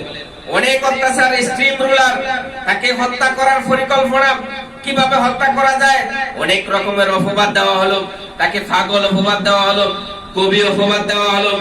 তারপরেও সর্বশেষে যখন দেখছে মানুষ মুহাম্মদ সাল্লাল্লাহু আলাইহি সাল্লামের আলোকে মুহাম্মদ সাল্লাল্লাহু আলাইহি সাল্লামের কথাগুলোকে বিশ্বাস করে ঈমান নিয়ে আসছে। এই দৃশ্য দেখে ইসলাম বিরোধী শক্তি, আবু জাহেল শক্তি, আবু লাহাব, উতবা, সাইবা বাহিনী যারা আছে তারা ভাবলো এই মুহাম্মদকে আর বেঁচে থাকতে দেওয়া যাবে না, তাকে এবার হত্যা করতেই হবে। সেজন্য তারা পূর্ণ পরিকল্পনা নিল, আজকের রাতে তাকে হত্যা করব। এই পরিকল্পনার মুহূর্তে আল্লাহ তাআলা মুহাম্মদ সাল্লাল্লাহু আলাইহি সাল্লামকে হিজরত করিয়ে নিলেন। আল্লাহ তাআলা মুহাম্মদ সাল্লাল্লাহু আলাইহি সাল্লামকে হিজরত করালেন। হিজরতকালীন সময়ে মুহাম্মদ সাল্লাল্লাহু আলাইহি সাল্লাম আল্লাহর কাছে কি প্রার্থনা করছেন সেটা দেখেন সূরা বনী ইসরাঈলের ৮০ নম্বর আয়াত। আল্লাহ তাআলা বলেন, আকুর রাব্বি আদখিলনি মুদখালা সিদকিন ওয়া আখরিজনি মুখরাজা সিদকিন ওয়াজআল লি মিন লাদুনকা সুলতানান নাসীরা। ও আল্লাহ, আমাকে যে জনপদ থেকে বের করে নিচ্ছেন, ওই জনপদের মধ্য থেকে আমাকে মিথ্যার উপর রেখে বের করিয়েন না, আমাকে সত্যের উপর অটল রেখে বের করে নেন। আর যেই জনপদের কাছে আমাকে নিয়ে যাচ্ছেন ওই জনপদের মধ্যেও আমাকে সত্যের উপর অটল রেখে ওখানে নেন। আর এই মাক্কি জিন্দেগিতে আমি গবেষণা করে যা দেখলাম, আমার দাওয়াতি কাজের মধ্যে অগ্রগতির জন্য সর্বপ্রথম বাধা হলো রাষ্ট্রশক্তি। রাষ্ট্রশক্তি যদি আমাকে সহযোগিতা করে তাহলে আমি দাওয়াতি কাজ সঠিকভাবে করতে পারবো, না হয় আমি অনেক বাধার মুখোমুখি হব, অনেক অত্যাচারের মুখোমুখি হব। সেই জন্য আপনার বিধানটা যদি আমাকে জাতির সামনে ফুটায় তুলতে দেন, আপনি যদি বলেন আপনার কোরআনের আলোকে আমি দাওয়াতি কাজ করতাম, তাহলে আপনি আমাকে কোনো না কোনো রাজত্ব শক্তি দিয়ে সহযোগিতা করেন, অথবা আমাকে রাজত্ব শক্তিটা দিয়ে দেন। হয় কোন রাজাকে আমার পক্ষে কাজ করতে দেন, তাহলে কেউ আর বাধা দেবে না, অথবা আমাকে রাজত্ব শক্তি দেন। তাহলে এটা আল্লাহ রাসূল সাল্লাল্লাহু আলাইহি সাল্লাম হিজরতকালীন আল্লাহর কাছে প্রার্থনা করেছেন, আমাকে রাজত্ব শক্তি দিতেই হবে। তাহলে যারা ভাবছেন যে ইসলামে কোনো রাজনীতি নেই, এই কথা এই আয়াত বিশ্লেষণ করে দেখেন, আল্লাহ রাসূল সাল্লাল্লাহু আলাইহি সাল্লাম চাচ্ছে ক্ষমতা লাগবে, চেয়ার ছাড়া ক্ষমতা, চেয়ার ছাড়া সমাধান করা যায় না। আপনার সমাজ ব্যবস্থার মধ্যে যদি চেয়ারম্যান যদি থাকে মদখোর, তাহলে এই ইউনিয়নের মধ্যে যারা মদ খাওয়ার পক্ষে আছে তারা খুব আনন্দ বোধ করবে, এটাই স্বাভাবিক, ঠিক নয়? আর আপনার চেয়ারম্যান যদি হয় নামাজি, আপনার চেয়ারম্যান যদি হয় মদের বিরোধী, আপনার চেয়ারম্যান যদি হয় অন্যায় জুলুমের বিরোধী, তাহলে ওই সমাজের মধ্যে যারা সৎ থাকতে চায় তারা আনন্দিত হবে, এটাই স্বাভাবিক, ঠিক নয় কি? চেয়ার লাগবে, চেয়ার ছাড়া সমাজে কোনো কিছু করা যায় না, চেয়ার ছাড়া কোনো কিছু হবে না। আদর্শ দিয়েও সমাজ পরিচালনা করা যায় না, আদর্শের সাথে চেয়ার লাগবে, পাওয়ার লাগবে, পাওয়ার ছাড়া সমাজ পরিবর্তন হয় না। আমার সমাজে যারা নেতৃত্ব দিচ্ছে তারা ক্ষমতাকে প্রয়োগ করে ইসলামের বিরুদ্ধে বিভিন্ন রকমের কার্যক্রম তারা করছে। তারা ইসলামের পক্ষে, কোরআনের পক্ষে মাহফিলগুলো হয়, তাফসীরগুলো হয়, ওই তাফসীরগুলোতে বাধা দেয়, একটাই কারণ, তারা ক্ষমতায় আছে। সেজন্য আপনি যদি ইসলামকে বিজয়ী শক্তি হিসেবে দেখতে চান, তাহলে আপনাকে অবশ্যই ক্ষমতার স্থানে যেতে হবে। চেয়ার লাগবে, চেয়ার ছাড়া ক্ষমতা, চেয়ার ছাড়া আপনি শান্তি আনতে পারবেন না। আল্লাহ রাসূল সাল্লাল্লাহু আলাইহি সাল্লাম চেয়ার নিয়ে শান্তি প্রতিষ্ঠিত করেছিলেন। আল্লাহ রাসূল সাল্লাল্লাহু আলাইহি সাল্লাম কোরআনের বিধানের আলোকে সমাজটাকে পরিচালনা করেছিলেন। চেয়ার না পেলে পারতেন না, রাজত্ব শক্তি ছিল বিধায় তিনি কোরআনের বিধানের আলোকে সমাজটাকে চালাইতে পেরেছিলেন, না হয় পারতেন না। মাদানী জিন্দেগিতে পুরো সময়টাই তিনি রাজত্ব করেছিলেন, তিনি রাষ্ট্রপতি ছিলেন, প্রেসিডেন্ট ছিলেন। প্রেসিডেন্ট থাকার কারণে সম্ভব হয়েছে, না হয় সম্ভব হতো না। সেজন্য সমাজ পরিবর্তন যদি করতে চান, রাজত্ব শক্তি লাগবে। আর আল্লাহ রাসূল সাল্লাল্লাহু আলাইহি সাল্লাম কোরআনের বিধানগুলোকে মানুষের সামনে এমন ভাবে প্রদর্শন করলেন, মানুষ যারা অনায়াসে ঈমান এনেছে তারা তো ঠিকই আছে, আর যারা ঈমান আনয়ন করে নাই তারাও কোরআনের বিধান যখন রাষ্ট্র শক্তিতে চলে আসছে তখন তারাও এটা মানতে বাধ্য হয়েছিল। আর যার কারণে সমাজ ব্যবস্থাতে এমন পরিবর্তন হয়েছে, আমূল পরিবর্তন হয়েছে। জাহিলি যুগের মানুষগুলো একদম 100% ইউ টার্ন নিয়েছে, 180 ডিগ্রি ইউ টার্ন নিয়েছে। যেটা একদম তলানিতে ছিল এটা সবার উপরে উঠে গিয়েছে, যেটা পূর্ব দিকে খাড়া ছিল সেটা সরাসরি পশ্চিম দিকে চলে গিয়েছে, 180 ডিগ্রি ইউ টার্ন নিয়েছে, শুধু কোরআনের আইনের প্রয়োগের ভিত্তিতে। আল্লাহ রাসূল সাল্লাল্লাহু আলাইহি সাল্লাম ঘোষণা দিয়ে গেলেন, খায়রুল কুরুনি কারনি, তোমরা যে যুগটাকে জাহিলি যুগ বলেছো, যে যুগটা অতীতে কখনো দেখে নাই, যে যুগটা সবচেয়ে নিকৃষ্ট যুগ হিসেবে পরিচিত ছিল, সেই যুগের মানুষগুলোকে আমি কোরআনের আলোকে দাওয়াত দিতে দিতে সেই যুগের মানুষগুলোকে এমন পরিবর্তনের দিকে নিয়ে আসতে পারলাম। আমি ঘোষণা দিয়ে যাচ্ছি, আমার যুগটাই সবচেয়ে শ্রেষ্ঠ যুগ, আমার যুগটাই সবচেয়ে শ্রেষ্ঠ যুগ। এই যুগটা অতীতেও কখনো ছিল না, ভবিষ্যতেও কখনো আসবে না। তাহলে একটাই মাধ্যম, সেটা হলো কোরআন। একটাই মাধ্যম, সেটা কি? কোরআন। এই কোরআনের দাওয়াতে সমাজ ব্যবস্থার মানুষগুলো এমন পরিবর্তন হলো, যে মানুষগুলো অন্যের খাবার কেড়ে নিত, শুধু খাবার কেড়ে নিত না, মায়ের কোল থেকে বাচ্চাকে কেড়ে নিয়ে উকাজ মালায় বিক্রি করে দিত, দাস হিসেবে বিক্রি করে টাকা নিয়ে আসতো, তারা নিজের ভোগ বিলাসে এমন মত্ত হয়ে গিয়েছিল। ওই মানুষগুলো এমন পরিবর্তন হলো, আল্লাহ রাসূল সাল্লাল্লাহু আলাইহি সাল্লাম একদিন রাতের বেলায় তিনি ঘোষণা দিলেন, আমার একজন মেহমান আছে। এশার নামাজের পর ঘোষণা দিলেন, আমার একজন মেহমান আছে, আমার ঘরে খাবার নেই, তোমাদের ঘরে কার ঘরে খাবার আছে? তোমরা কে আছো? আমার মেহমানকে নিয়ে যাবা, খাবার দিবা, আমার মেহমান খুব ক্ষুধার্ত। আবু তালহা রাদিয়াল্লাহু বললেন, আমি দেখছি ডানে বামে সামনে পিছনে তাকিয়ে দেখলাম কেউ আর হাত তুলছে না। দেখা গেল হয়তোবা কারো ঘরে খাবার ছিল না, যার কারণে কেউ আর হাত তুলছে না। আবু তালহা রাদিয়াল্লাহু বলেন, আমি জানি না আমার ঘরে খাবার আছে কিনা। আমি ভাবলাম রাসূল সাল্লাল্লাহু আলাইহি সাল্লামের এলান, ওই এলানটা অসম্মানিত হয়ে যাবে, এই ভেবে আমি হাত তুলে ফেললাম। আল্লাহ রাসূল, আপনার মেহমান আমার সাথে দিয়ে দেন, আমার সাথে নিয়ে যান, আমি মেহমানদারি করব। মেহমান নিয়ে এবার বাড়িতে গেলেন। বাড়িতে গিয়ে তার স্ত্রীকে বললেন, তার স্ত্রীর নাম হলো উম্মু সুলাইম। উম্মু সুলাইমকে বললেন, উম্মু সুলাইম, আমার কাছে রাসূলের মেহমান এসেছে, রাসূলের মেহমানকে খাবার দাও, খাবারের ব্যবস্থা করো। উম্মু সুলাইম বলেন, হায় হায়, কি করলেন? ঘরে তো কোনো খাবার নেই, অল্প কিছু খাবার আছে, যে খাবারগুলো বাচ্চাদের জন্য রেখেছি।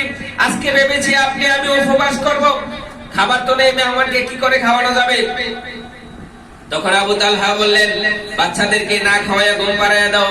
বাচ্চাদেরকে যেই কথা সেই কাজ, বাচ্চাদেরকে না খাওয়ায়া ঘুম পাড়ায়া দেওয়া হলো। তারপরে উম্মু সুলাইম বুদ্ধিমতী স্ত্রী, তিনি বললেন, এই খাবারগুলো যেগুলি আছে, এই খাবারগুলো দুইজনে খাওয়া যাবে না, একজনে খাইলে পেট পুড়ে খাইতে পারবে, দুইজনে খাওয়া যাবে না। এই খাবারগুলো তুমি যখন নিয়ে যাবা, ওই মেহমান তো বলে বসবে, তো আপনিও আমার সাথে বসেন, আপনাকে ছাড়া খাবো না, তখন কি করবা?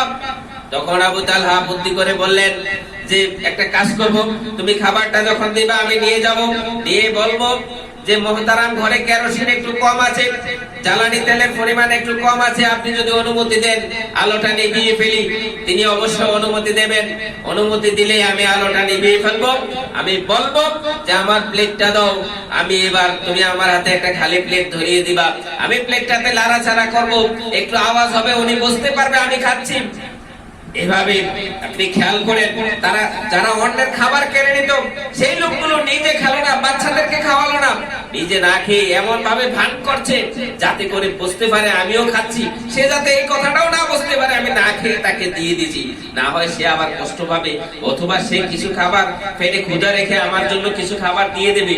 সেই জন্য আবার একটা অভিনয়, যাতে বুঝতে পারে আমিও খাচ্ছি, আমার কোনো অভাব নেই। এই দৃশ্যটা যখন তৈরি হলো, পরের দিন সকালবেলায়, ওই রাতের পরে সকালবেলায় ফজরের নামাজের সময় আল্লাহ রাসূল সাল্লাল্লাহু আলাইহি সাল্লাম আবু তালহা রাদিয়াল্লাহু দেখে মুস্কি এসে বললেন, আবু তালহা, আমার মেহমানের সাথে তুমি কেমন আচরণ করেছো? যে আচরণে আল্লাহ তাআলা খুশি হয়ে তোমার জন্য কোরআনের আয়াত নাযিল করে দিয়েছে, সূরা হাশরের 9 নম্বর আয়াত। আল্লাহ বলেন, ওয়ায়ুসিরুনা আলা আনফুসিহিম ওয়ালাউ কানা বিহিম খাসাসা, তারা ক্ষুধার্ত, তাদের ঘরে খাবার নেই, তারা অভাবী, তারপরেও অন্যকে প্রাধান্য দিতে তারা কোনো কার্পণ্যতা করে নাই। এমন ধরনের মানুষ তৈরি হয়ে গিয়েছে যে জাহিলি যুগের মানুষগুলো অন্যের খাবার কেড়ে নিত, সেই জাহেলি যুগের মানুষগুলো জুলুম করত, অত্যাচার করত, সেই মানুষগুলো নিজে না খেয়ে অপরকে প্রাধান্য দেয়। আল্লাহ তাআলা খুশি হয়ে আয়াত নাজিল করে দিলেন। আমার ভাইরা, ইয়ারমুকের যুদ্ধের ঘটনা আপনারা অনেকে জানেন। ইয়ারমুকের যুদ্ধ মুহাম্মদ সাল্লাল্লাহু আলাইহি সাল্লাম দুনিয়া থেকে যাওয়ার 3 বছর পরে অনুষ্ঠিত হয়। ওই যুদ্ধে মুসলমানদের বিজয় হয়েছিল। ওই যুদ্ধের মধ্যে মুসলমানদের মধ্যে যারা আহত সৈনিক ছিল তাদেরকে একসাথে করা হলো, একদিকে আনা হলো। ওই আহত সৈনিকদের মধ্যে হুযায়ফা ইবনুল ইয়ামান তিনি তার চাচাতো ভাইকে খুঁজতে গেলেন। আহত সৈনিকদের মধ্যে তার চাচাতো ভাই আছে কিনা গিয়ে দেখলেন আছে। তার চাচাতো ভাইকে বললেন, একটু পানি আছে, পান করবা নাকি? 1 গ্লাসের পরিমাণ পানি, একটু পানি পান করবা। হুযায়ফা ইবনুল ইয়ামানের চাচাতো ভাই কথা বলতে পারছেন না, রক্ত ঝরছে। তিনি ইশারায় বললেন পান করবে। মৃত্যুর মুখোমুখি সময় তিনি বললেন হ্যাঁ পান করব। ওই পানিটা যখন মুখের কাছে নেওয়া হলো, ওই হুযায়ফা ইবনুল ইয়ামানের চাচাতো ভাই পানিটা যখন মুখের কাছে নিলেন, এমন সময় আরেকজন যোদ্ধা, আহত যোদ্ধা, তিনি পানি পানি বলে চিৎকার দিয়ে উঠলেন। ঠিক তেমন ওই সময় হুযায়ফা ইবনুল ইয়ামানের চাচাতো ভাই পানিটা না পান করে ওই যোদ্ধার কাছে পানিটা পাঠিয়ে দিলেন। ওই যোদ্ধার কাছে যখন হুযায়ফা ইবনুল ইয়ামান পানিটা নিয়ে গেলেন, ঠিক তখনই যখন পানিটা মুখে নেবে এমন সময় আরেকজন যোদ্ধা পানি পানি বলে চিৎকার দিয়ে উঠল। ওই যোদ্ধাও পানিটা না পান করে ওই শেষ যোদ্ধার কাছে পাঠিয়ে দিলেন। হুযায়ফা ইবনুল ইয়ামান পানিটা নিয়ে যখন ওখানে গেলেন, গিয়ে দেখলেন ওই যোদ্ধা ইতিমধ্যেই দুনিয়া থেকে চলে গিয়েছে, শাহাদাতের সুদা পান করে দুনিয়া থেকে চলে গিয়েছে। হুযায়ফা ইবনুল ইয়ামান এবার ওই যোদ্ধার কাছ থেকে পানিটা নিয়ে এবার তার দ্বিতীয় যোদ্ধার কাছে আসলেন। ওই যোদ্ধার কাছে এসে দেখলেন এই যোদ্ধাও দুনিয়া থেকে চলে গিয়েছে, 1 গ্লাস পানি পান করে নাই।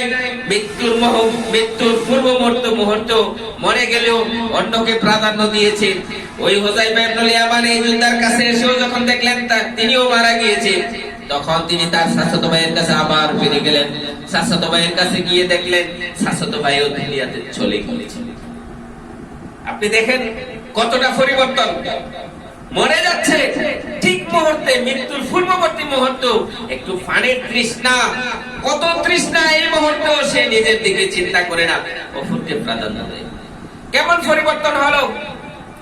ওমর রাদিয়াল্লাহু তাআলা শাসনের খবর আপনারা জানেন। ওমর রাদিয়াল্লাহু তাআলা শাসনের সময় একটা চোর ছিল না, একটা ডাকাত ছিল না। একজন মানুষ অন্যের সম্পদ কেড়ে নেবে কখনোই ভাবে নাই।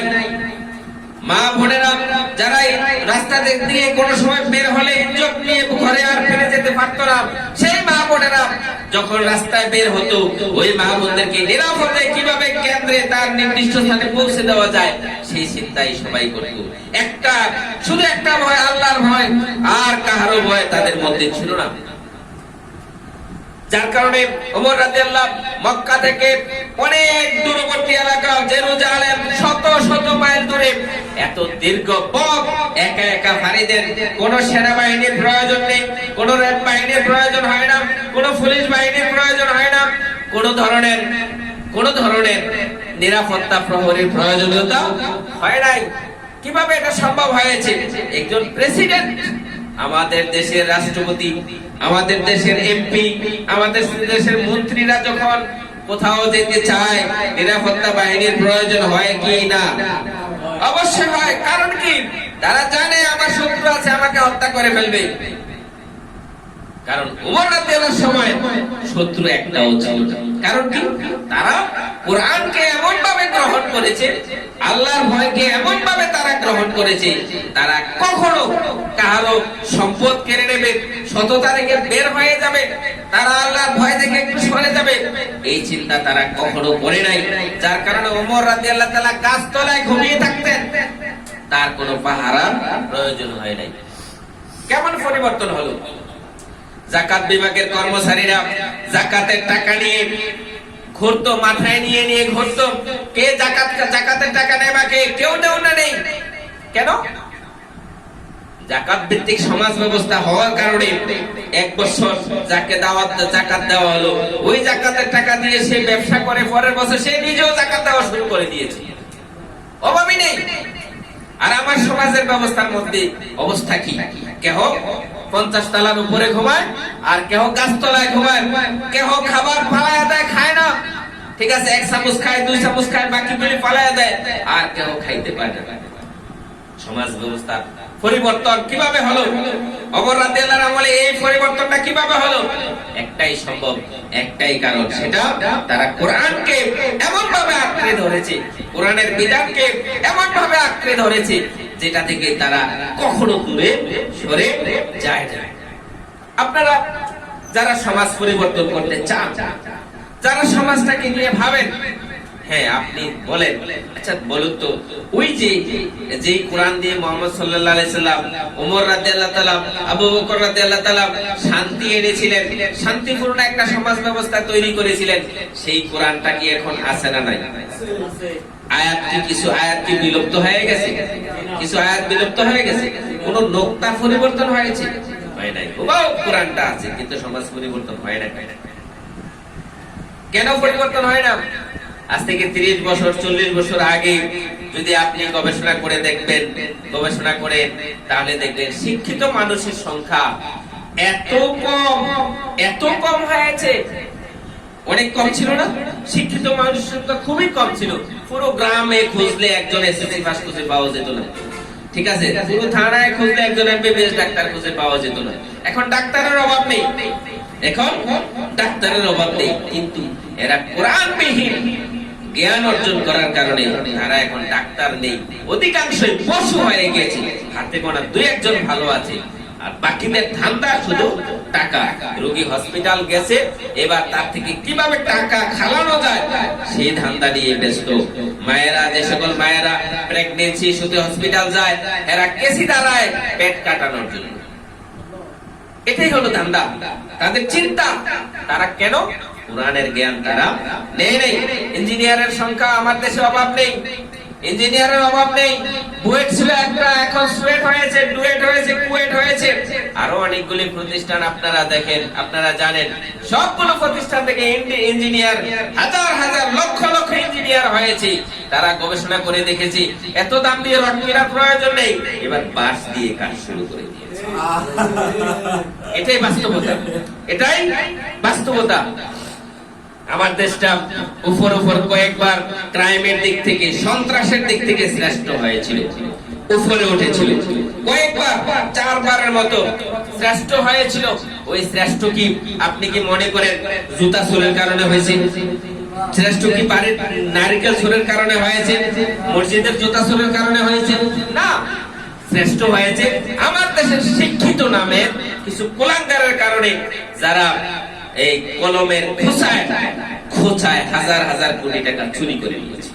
গতকালকে দেখলাম অনলাইনে একটা হসপিটাল নাই, কই যে গেছে 31 কোটি টাকা। ওই আরেকজনের বউ নিয়ে তালাশ করো, ওই বউ কি? আরে বউ তো ওনার ব্যক্তিগত মালিকানা। 31 কোটি টাকা তো জনগণের সম্পদ। ওই সম্পদ খোঁজো, ওই সম্পদ কে খেয়েছে? ওই চোরটিকে ধরো, ওই চোরের ধান্দা করো, চোরকে ধরার চিন্তা করো। ভালো মানুষের বিরুদ্ধে লাগার চেষ্টা করো, চোরকে ধরার জন্য। তাহলে এই ক্রাইমের দিক থেকে শ্রেষ্ঠ হয় আমার দেশ, একটাই কারণ, তারা কোরআনের জ্ঞান যদি তাদের মধ্যে থাকতো, তারা এই দুর্নীতির কথা চিন্তা করতে পারতো না। এক অর্থমন্ত্রী দেখলাম বললো 4000 কোটি টাকা চুরি হয়েছে, ব্যাপার নেই। তার মানে সে যে কত হাজার কোটি টাকা চুরি করছে আল্লাহ ভালো। কি ভাবতেছেন কিছু? আপনি কি একটু ভাবতেছেন চিন্তা চেতনা গুলো কি? তারপরে আসে আমার দেশটা, মাদকের দিক থেকে আমার দেশের অবস্থা কি? মাদক আমার দেশে এমন ভয়াবহ আকার ধারণ করেছে, ঠিক আছে, দোকানে যে চায়ের দোকানগুলো চা বিক্রি করে, চানাচুর বিক্রি করে, চকলেট বিক্রি করে, আপনি কি ভাবছেন এগুলির মধ্যে এটা সীমাবদ্ধ? রাতের গভীরে কি তা হয় সেটা একটু গবেষণা করুন, সেটা একটু গবেষণা করুন। মাদক সমাজের রন্ধ্রে রন্ধ্রে ঢুকে গিয়েছে। বিশ্ববিদ্যালয়গুলোতে মাদক ছড়িয়ে পড়েছিল, তারপরে কলেজের মধ্যে ছড়িয়ে পড়েছিল। ওই ঐশী, কিছুদিন আগের ঐশী, যে ঐশী মাদক আসক্ত হয়ে বাবা মাকে হত্যা করে আঙ্গুল দিয়ে দেখিয়ে দিয়ে গিয়েছে। মাদক এখন বিশ্ববিদ্যালয় কলেজের মধ্যে সীমাবদ্ধ নয়, এই মাদক এখন হাই স্কুলের মধ্যেও চলে এসেছে।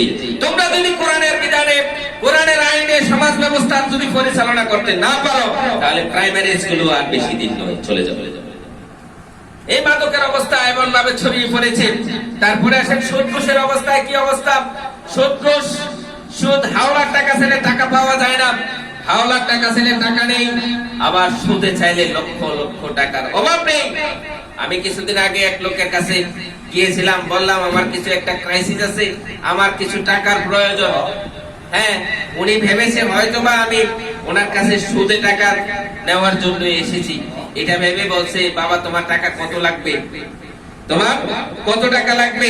আমি বলছি আমার টাকা অনেক প্রয়োজন, তবে আপনি যত দিতে পারেন ততই দেন, ঠিক আছে? কারণ আপনার আবার কখন প্রয়োজন হয় ওইটা আমাকে বললেন, কারণ যখন আপনার প্রয়োজন হয় তখন যদি আমি ফিরে না দিতে পারি তাহলে তো আপনি আবার কষ্ট পাবেন। সেজন্য আপনার কখন প্রয়োজন সেটা আমাকে বলে এতদিন সময় দিয়ে আমাকে যত দিলে অসুবিধা না হয় এত দেন। তখন তিনি করলে কি, তখন তিনি বুঝে ফেলেছে আসলে তো আমি সুদ দেওয়ার জন্য আসি নাই, হাওলাত নিতে এসেছি, ঠিক আছে? তখন তার ওয়াইফ আমাকে বলেছিল বাবা তোমার কত টাকা প্রয়োজন। তখন ওই ওয়াইফ তো অফ হয়ে গেছে, এবার স্বামী বলতেছে আও তোমার শাশুড়ির মাথা ঠিক আছে, আমরা তো নিজেরাই চলতে পারি না।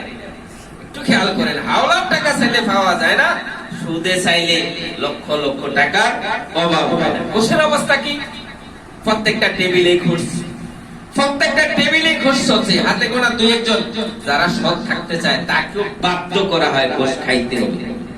তাহলে এই অবস্থা থেকে সমাজটাকে কিভাবে উত্তরণ করবেন, এটা নিয়ে কি আপনি কি একটু ভাবতেছেন? বেপরদা বেহায়াপনা কোথায় গিয়েছে? একদম তলানিতে গিয়ে গেছে। বেপরদা এমন ভাবে ছড়িয়ে পড়েছে, আমাদের কলেজের স্কুল কলেজ প্রতিষ্ঠানগুলোতে এমন অবস্থা তৈরি হয়েছে, পর্দা নিয়ে একজন সৎ মেয়ে, একটা সৎ শিক্ষিকা, একজন সৎ শিক্ষক, সে তার আদর্শ নিয়ে, সততা নিয়ে সে তার কর্ম করবে। একটা সৎ ছাত্রী আদর্শ নিয়ে, সততা নিয়ে পড়ালেখা করবে, এই সুযোগটা আর এখন নেই। 3 পিস এখন 2 পিস হয়ে গিয়েছে। কারো কাছে ওড়না আছে, সেই ওড়নার বুকে নয়, এটা চলছে গলায়।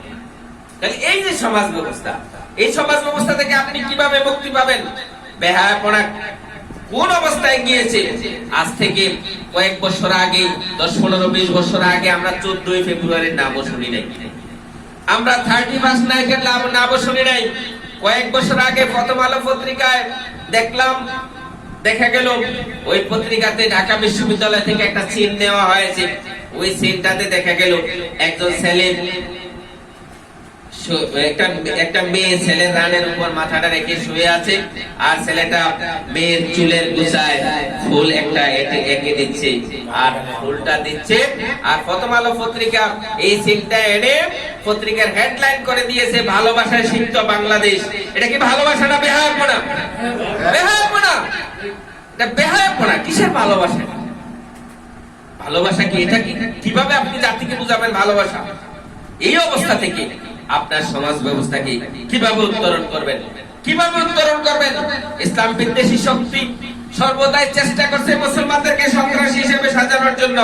বিবিসি, সিএনএন, রয়টার্স সর্বদাই জিকির করছে মুসলমানরা সন্ত্রাস, মুসলমানরা সন্ত্রাস, ইসলাম মানে সন্ত্রাস, এভাবে তুলে ধরার জন্য। আমার দেশের সিনেমার অবস্থা কি? আমার দেশের সিনেমা কত নগ্নতার দিকে চলে গিয়েছে। ওই নগ্নতা আমার দেশের ওই গবেষকরা ভেবে দেখছে এই নগ্নতায় যথেষ্ট নয়, আমার দেশের যুব সমাজকে চরিত্র নষ্ট করতে হলে আরো কিছু নগ্নতা প্রয়োজন।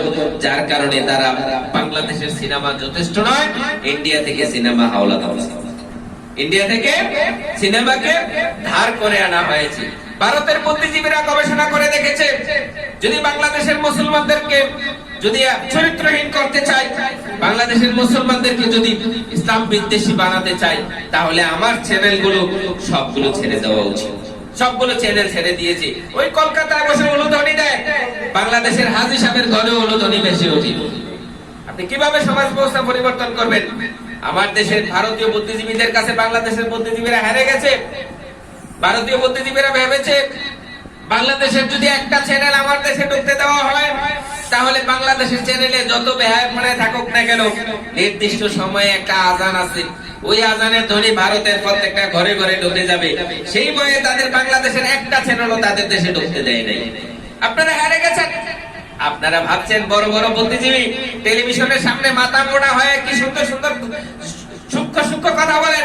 আমরা দেখেছি আপনারাও যে মদের বার নিয়ে বসে থাকেন, কিসের কিসের সুন্দর সুন্দর কথা বলেন। কি ধরনের আপনি বুদ্ধিজীবী হন, কিভাবে আপনি বুদ্ধিজীবী হন? আপনার মধ্যে কোনো কোরআনের জ্ঞান না থাকার কারণে আপনি হয়ে গেছেন সবচেয়ে নরক পশু। আমার ভাইয়েরা, নাস্তিকতার দিকে আমার দেশের মুসলমানদের সন্তানেরা নাস্তিক হয়ে যাচ্ছে। তাসলিমা নাসরিন মেডিকেলে যখন ভর্তি হয়েছে তিনি নাস্তিক হয়ে ভর্তি হন নাই। তাসলিমা নাসরিনের নাম শুনলে বোঝা যায় তার পিতামাতারা মুসলিম ছিল। নামটা না হয় তাসলিমা নাসরিন রাখতেন না, আহমদ শরীফ নাস্তিক ছিলেন। ওই আহমদ শরীফের পিতামাতারা নাস্তিক ছিল না, নাস্তিক থাকলে আহমদ শরীফ নাম রাখতো না। মুসলমানের সন্তান কিভাবে নাস্তিক হয়ে যাচ্ছে আপনি কি ভাবছেন? আপনি কি ধ্যান করছেন? আপনি কি গবেষণা করছেন? আপনাকে নতুন করে ভাবতে হবে। মুহাম্মদ সাল্লাল্লাহু আলাইহি ওয়াসাল্লাম 23 বছর কাজ করে তিনি সফলতা পান নাই। তিনি ধ্যানে বসার জন্য হেরা গুহায় গিয়েছেন। আপনাকেও ধ্যান করতে হবে, আপনাকেও ধ্যান করতে হবে।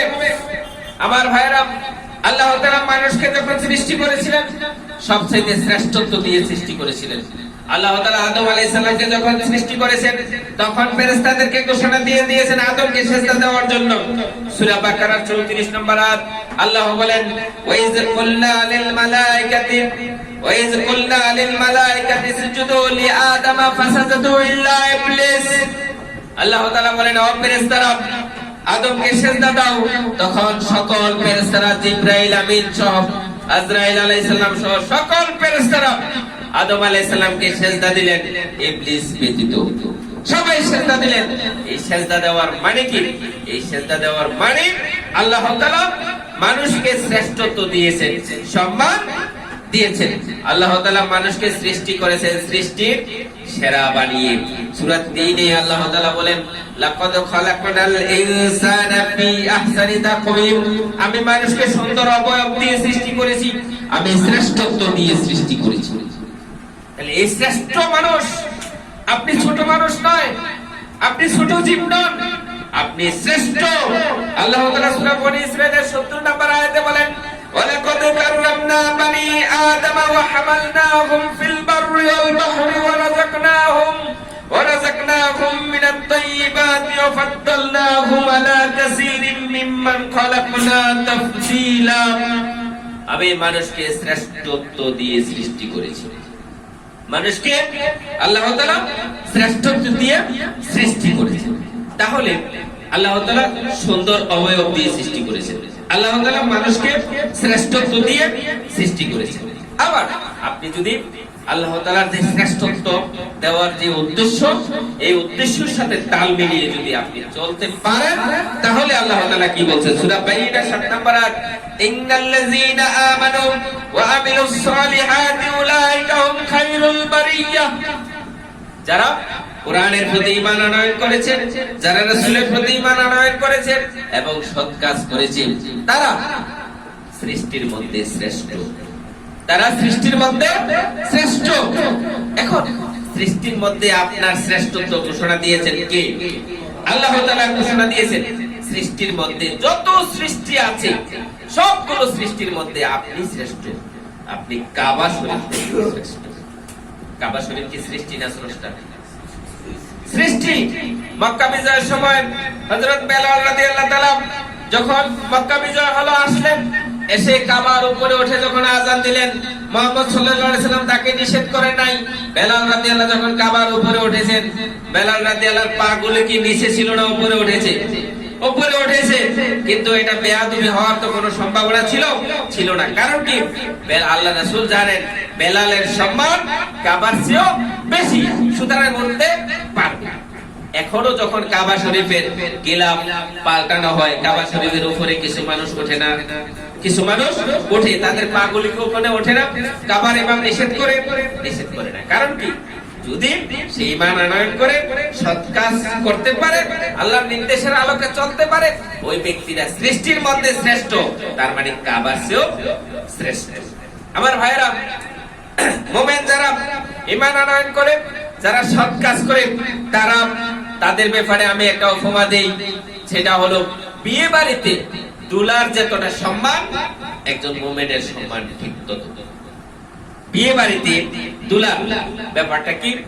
বিয়েকে কেন্দ্র করে মেয়ের বাবা বিশাল আয়োজন করে, বিশাল আয়োজন করে। ছেলের বাবা এলাকার অনেক মানুষ নিয়ে আনন্দ উল্লাসের সাথে আসে ছেলেকে বিয়ে করানোর জন্য, ঠিক নয়? মেয়ের বাবা টেবিলে টেবিলে ঘুরে ঘুরে মানুষকে বলে, ভাই খাবার ভালো হয়েছে কিনা, আপনি আরেকটু খান, এটা খান, ওইটা খান। এত আনন্দ উল্লাস। সে যদি ঋণ করেও টাকা এনে, সে যদি ধার করে টাকা দিয়ে আয়োজন করে, তো কিন্তু তার মধ্যে কোনো এই ঋণের ছাপ নেই। তার কাছে আনন্দ মনে হয়, আমার মেয়েটার আজকে বিয়ে হচ্ছে, একটা ছেলে আসবে, ওই ছেলেটার হাতে আমার মেয়েটাকে তুলে দেব। এই আনন্দে তার মুখে সব সময় হাসির ঝলক থাকে, ঠিক নয় কি? যখন হঠাৎ করে ফোন আসে, ওই দুলা আসার পথে রাস্তায় অ্যাক্সিডেন্ট করেছে, অ্যাক্সিডেন্ট করে হয় হসপিটালে গিয়েছে, না হয় মৃত্যু হয়ে গিয়েছে, আপনারা বলুন তো ওই অনুষ্ঠানের মধ্যে খাবারগুলো টেগে যা আছে, ওই খাবারগুলো খাওয়ার মতো কোনো মানুষ আর থাকবে কিনা? একজন মানুষ ওই খাবারগুলো আর খাবে না, সুখে কাতর হয়ে যাবে, চিৎকার করতে করতে সর্বহারা হয়ে যাবে। এই মানুষগুলোর সম্মান, এই যে বাবা, ছেলের বাবা এত মানুষ নিয়ে আসছে, আপনি বলুন তো ছেলেটা যখন অ্যাক্সিডেন্ট করে মারা গিয়েছে, হসপিটালে গিয়েছে, ছেলের বাবা কি আর মানুষগুলো নিয়ে আসবে? তাহলে বিয়ে বাড়িতে একটা দুলার যতটা সম্মান, একটা দুলাকে কেন্দ্র করে একজন মেয়ের বাবা, ছেলের বাবা বিশাল আয়োজন করেন, ঠিক তেমনি ভাবে মুমিনের এতটা সম্মান, মুমিনকে কেন্দ্র করে আল্লাহ তাআলা সারা পৃথিবীটাকে টিকিয়ে রেখে দিচ্ছেন। যেদিন একজন মুমিন থাকবে না, তখন আল্লাহ তাআলা পৃথিবী ধ্বংস করে দেবে। যেদিন মুমিন শেষ, পৃথিবী থাকবে না। ওই সময় জিবরাইল আলাইহিস সালাম থাকবে, আজরাইল আলাইহিস সালাম থাকবে, সারা পৃথিবী থাকবে, আকাশ জমিন থাকবে। যখন দেখা যাবে একজনও মুমিন নেই, তখন আল্লাহ তাআলা পৃথিবী ধ্বংস করে দেবে। তারপরে আজরাইল আলাইহিস সালামের মৃত্যু দিয়ে দেবে, জিবরাইল আলাইহিস সালামের মৃত্যু দিয়ে দেবে, সবাই শেষ। তাহলে মুমিনের জন্য আল্লাহ তাআলা পৃথিবীটাকে রেখে দিয়েছেন।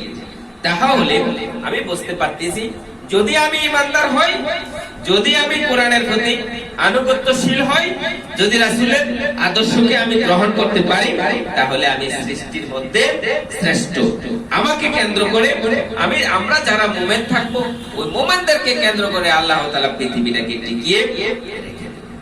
কি আমি কি বুঝাইতে পারতেছি? আমার ভাইরা যারা মুমিন, যারা কোরআনের জ্ঞান অর্জন করতে চায়, আপনারা আজকে আসছেন, এই যারা কোরআনের জ্ঞান অর্জন করতে যায়, কোরআনের জলসায় যায়, আমল করতে যায়, ইবাদত করতে দাঁড়ায়, নামাজে দাঁড়ায়, এই সকল ব্যক্তিদেরকে ফেরেশতারা পায়ের নিচে পাখা বিছিয়ে দেয়। পায়ের নিচে পাখা বিছিয়ে দেন। কতটা সম্মান দিয়েছেন দেখেন, পায়ের নিচে পাখা বিছিয়ে দেন। সূরা কদরের শেষ আয়াত, সালামুন হিয়া হাত্তা মাতলাইল ফাজর, ঠিক আছে? এই আয়াতের তাফসীরে পাওয়া যায়, ফেরেশতারা ওই দিন মুমিনদের ঘরের দরজায় দরজায় গিয়ে মুমিনদেরকে সালাম দিয়ে আসে। তাহলে কতটা সম্মান আপনাকে দিয়েছে।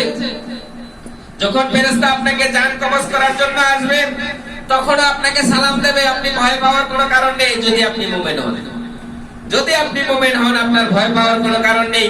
আল্লাহ তাআলা বলছেন সূরা নাহলের 32 নম্বর আয়াত, আল্লাযীনা তাতাওয়াফাহুমুল মালায়েকাতু তাইয়্যিবিনা ইয়াকুলুনা সালামুন আলাইকুম, সালামুন আলাইকুম উদখুলুল জান্নাতা বিমা কুনতুম তা'মালুন। যখন ফেরেশতা আপনার জান কবজ করার জন্য আসবে, তখন তিনি আপনাকে সালাম দেবেন, আসসালামু আলাইকুম ওয়া রাহমাতুল্লাহ, এভাবে সালাম দেবেন। মুসলিম শরীফের হাদিস, ইব্রাহিম মুসা আলাইহিস সালামকে যখন রূহ কবজ করার জন্য আসলেন, তখন তাকে সালাম দিছিলেন না, সালাম দেন নাই। না দেওয়ার কারণে মুসা আলাইহিস সালাম এক থাপ্পড় দিয়ে আজরাইলের চোখ একটা বের করে ফেলেছেন। এক থাপ্পড় দিয়েছেন, আজরাইলের চোখ বের করে দিয়েছেন। সাধারণ কোন মানুষ যদি মুসা আলাইহিস সালামের কাছে সালাম না দিয়ে যেতেন, হয়তো থাপ্পড় দিলেন না, হয়তো থাপ্পড় না দিতেন। কিন্তু আজরাইল আলাইহিস সালামকে যখন পরিচয় দিল, আমি আপনার আজরাইল, আমি এসেছি আপনার জান কবজ করতে, আজরাইল আলাইহিস সালামকে থাপ্পড় দিয়েছেন। কেন? আজরাইল, তুই তো আদমকে সৃষ্টির আগে সেজদা দিয়েছিলি, তোকে তো নির্দেশ দেওয়া হয়েছে আমাকে সালাম দেওয়ার জন্য, কেন সালাম দিলি? থাপ্পড় দিয়ে চোখ বের করে ফেলেছে।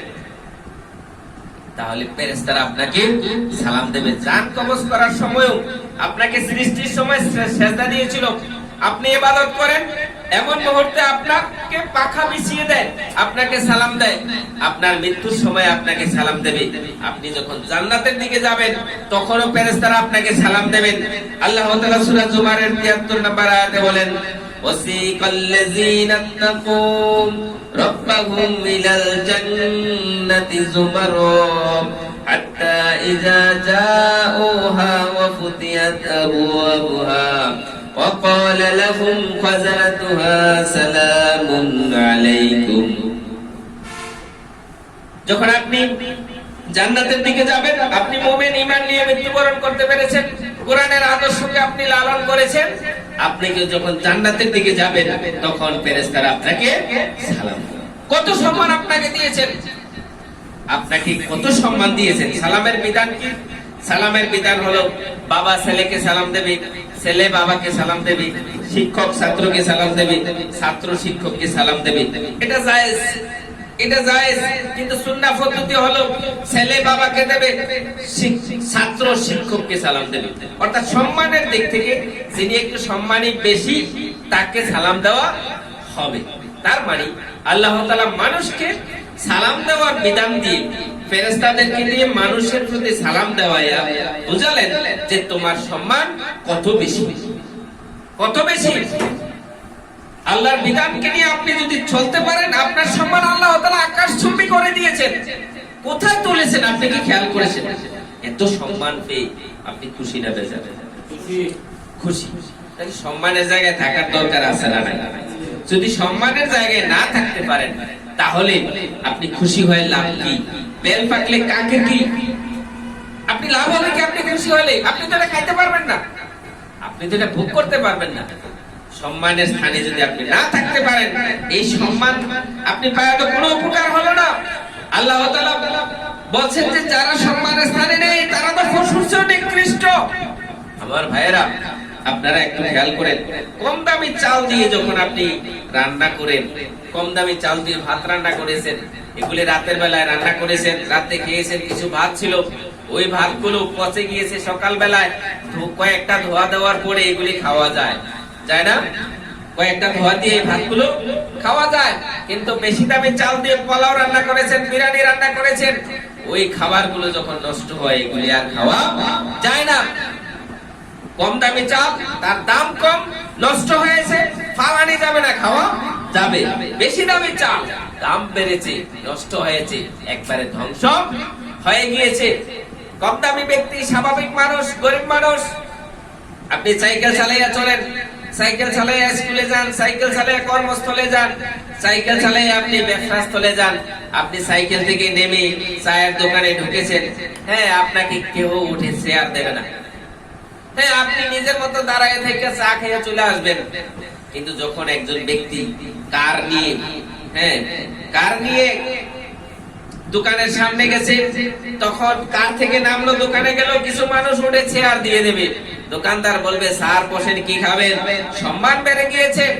সাইকেলওয়ালার সম্মান কম, সে অ্যাক্সিডেন্ট হওয়ার সম্ভাবনা দেখলে ব্রেক সেট পারে পা নামাই দিছে, কোনো ঝামেলা নাই, যদি সর্বোচ্চ পরেও যায় একটু কেটে যাবে সর্বোচ্চ। আর কার নিয়ে এসেছেন, সম্মান বেড়েছে, সালাম বেড়েছে, আপনি অ্যাক্সিডেন্ট করলে আপনার লাশটাকে কেটে বার করা লাগবে, ঠিক না? ঠিক নয় কি? আপনার সম্মান আরো বেড়ে গিয়েছে, আপনি হেলিকপ্টার নিয়ে চলেন, পার্সোনাল বিমান নিয়ে চলেন, পার্সোনাল বিমান হলো আপনি আকাশে চলেন, আপনি যখন এলাকায় আসেন আপনাকে সেলুট দেওয়ার লোকের অভাব নেই, আপনি এমপি হয়েছেন, মন্ত্রী হয়েছেন, আপনার সম্মানের অভাব নেই। যদি অ্যাক্সিডেন্ট করেন লাশটাও খুঁজে পাওয়া যাবে। তাহলে সম্মান যত বাড়া উপরের দিকে উঠেছে, ধ্বংস হলে সবচাইতে নিচে। আপনি 10 হাত উপরে উঠেছেন, সেখান থেকে পড়ে গিয়েছেন, যে পরিমাণ ব্যথা পাবেন 20 হাত উপরে উঠে পড়ে গেলে তার চেয়ে দ্বিগুণ ব্যথা পাবেন, ঠিক নয় কি? 30 হাত উপরে উঠেছেন, 40 হাত উপরে উঠেছেন, ওখান থেকে পড়ে গেছেন, ফসকে পড়ে গেছেন, তাহলে তার চেয়ে দ্বিগুণ ব্যথা পাবেন। এটি স্বাভাবিক। সম্মানের স্থানে উঠেছেন, আকাশে তুলে দিয়েছে আপনাকে, আপনি সম্মানের স্থানে নেই, আপনি অধঃপতনের সর্বনিম্ন স্থলে চলে যাবেন। আল্লাহ তাআলা বলেন, আল্লাহ তাআলা সূরা আরাফের 169 নম্বর 79 নম্বর আয়াতে বলেন, ওয়ালাকাদ জারআনা লিজাহান্নামা কাসীরাম মিনাল জিন্নি ওয়াল ইনস লাহুম কুলুবুন লা ইয়াফকাহুনা বিহা ওয়া লাহুম আ'য়ুনুন লা ইউবসিরুনা বিহা ওয়া লাহুম আযানুন লা ইয়াসমাউনা বিহা উলাইকা কাল আনআমি বাল হুম আদাল উলাইকা হুমুল গাফিলুন। আল্লাহ তাআলা বলেন যে যারা কলব আছে, তাদের কান আছে, শ্রবণ করে না, মানে যা সঠিক সেটা শুনে না। যাদের বিবেক দেওয়া হয়েছে, বিবেক দিয়ে সঠিক জিনিস তারা গবেষণা করে না, তারা আল্লাহর বিধানগুলোকে যথার্থভাবে মানতে রাজি নয়, ওই সকল ব্যক্তিদেরকে আল্লাহ তাআলা বলেন উলাইকা কাল আনআম, তারা হলো পশুর মতো, চতুষ্পদ পশুর মতো। আল্লাহ তাআলা এটা বলে আবার বলছে না না না, তারা শুধু পশুর মতো নয়, পশু তো কিছু পশু আছে জবাই করলে খাওয়া যায়, তার চামড়া দিয়ে জুতা বানানো যায়, এটা বানানো যায়, ওইটা বানানো যায়, কিন্তু সেজন্য আল্লাহ তাআলা বলেন বালহুম আদাল, না ওই পশু নয়, পশুর চেয়েও তারা নিকৃষ্ট। আপনি দেখেন সম্মান দিয়েছে আল্লাহ তাআলা অনেক উপরে, কিন্তু সম্মানের স্থানে আপনি নেই, আপনি অধঃপতনের সর্বনিম্ন স্তরে আপনাকে আল্লাহ তাআলা সূরা 3 এর 5 নম্বর আয়াতে বলেন সুম্মা রাদাদনাহু আসফালা সাফিলিন। তার আগের আয়াতে আল্লাহ বলেছিলেন মানুষকে আমি সুন্দর অবয়ব দিয়ে সৃষ্টি করেছি, শ্রেষ্ঠত্ব দিয়েছি, আপনি শ্রেষ্ঠত্বের স্থানে নেই, আল্লাহ তাআলা আপনাকে একবার অধঃপতনের সর্বনিম্ন স্তরে নিয়ে গিয়েছে। সূরা বাইয়িনা 6 নম্বর আয়াত আল্লাহ বলেন ইন্নাল্লাযীনা কাফারু মিন আহলিল কিতাবি ওয়াল মুশরিকিনা ফি নারি জাহান্নাম খালিদিনা ফিহা উলাইকা হুম শাররুল বারিয়া। যারা কোরআনের বিধানগুলোকে যথাযথ মানতে রাজি নন, কোরআনের বিধানের আলোকে নিজের সমাজ পরিচালনা করতে চান না, নিজেকে পরিচালনা করতে চান না, আল্লাহ তাআলা বলছে তারা হলো সৃষ্টির মধ্যে নিকৃষ্ট, সৃষ্টির মধ্যে নিকৃষ্ট। আপনি কুকুরের চেয়েও নিকৃষ্ট। আপনাকে কাবার চেয়েও বড় বানিয়ে দিয়েছিলেন, কাবার চেয়েও শ্রেষ্ঠ বানিয়ে দিয়েছেন, ফেরেশতাদের থেকেও শ্রেষ্ঠ বানিয়ে দিয়েছেন, আকাশ থেকেও আপনাকে শ্রেষ্ঠত্ব দিয়েছেন, চন্দ্র সূর্যের চেয়েও আপনাকে শ্রেষ্ঠত্ব দিয়েছেন, আর আপনি শ্রেষ্ঠত্বের স্থানে নেই, আপনাকে কুকুরের চেয়েও সবচেয়ে নিচে আপনাকে চলে যেতে হবে। আমার ভাইরা, এক সময়ের মানুষ যারা কোরআনের আদলে জীবন গঠন করেছিল, ওই সময়ে কোরআন যতদিন তাদের মধ্যে ছিল ততদিন তারা সম্মানে ছিল। আজকের ইরান, তৎকালীন পারস্য সাম্রাজ্য মুসলমানদের হাতে ছিল, আজকের ইতালি, রোম সাম্রাজ্য সেটাও মুসলমানদের হাতে ছিল, স্পেনে প্রায় 700 বছর মুসলমানরা মুসলমানদের পতাকা পথ করে উড়েছিল। ভারতীয় উপমহাদেশকে আল্লাহ তাআলা মুসলমানদের হাতে শাসন করিয়েছিলেন প্রায় 700 বছর। মুসলমান কোরআনকে ধরে রাখার কারণে তারা সম্মানী ছিল, মান সম্মানের জাতি ছিল। সেজন্য আল্লামা ইকবাল বলেন সারা দুনিয়ায় ছিল বরণীয় যারা ছিল মুসলিম, কোরআন ছাড়িয়ে আজকে তারা অসহায় নিঃস্ব। কোরআন ছেড়ে দেওয়ার কারণে তারা একদম অসহায় হয়ে গেছে। সারা পৃথিবীতে মানুষের সংখ্যা আছে প্রায় 800 কোটি। ওই 800 কোটি মানুষের মধ্যে প্রায় 250 কোটি আছে খ্রিস্টান। ওই 250 কোটি মুসলমানের খ্রিস্টানের মধ্যে একজন খ্রিস্টানও শরণার্থী শিবিরের মধ্যে থাকার প্রয়োজন নেই।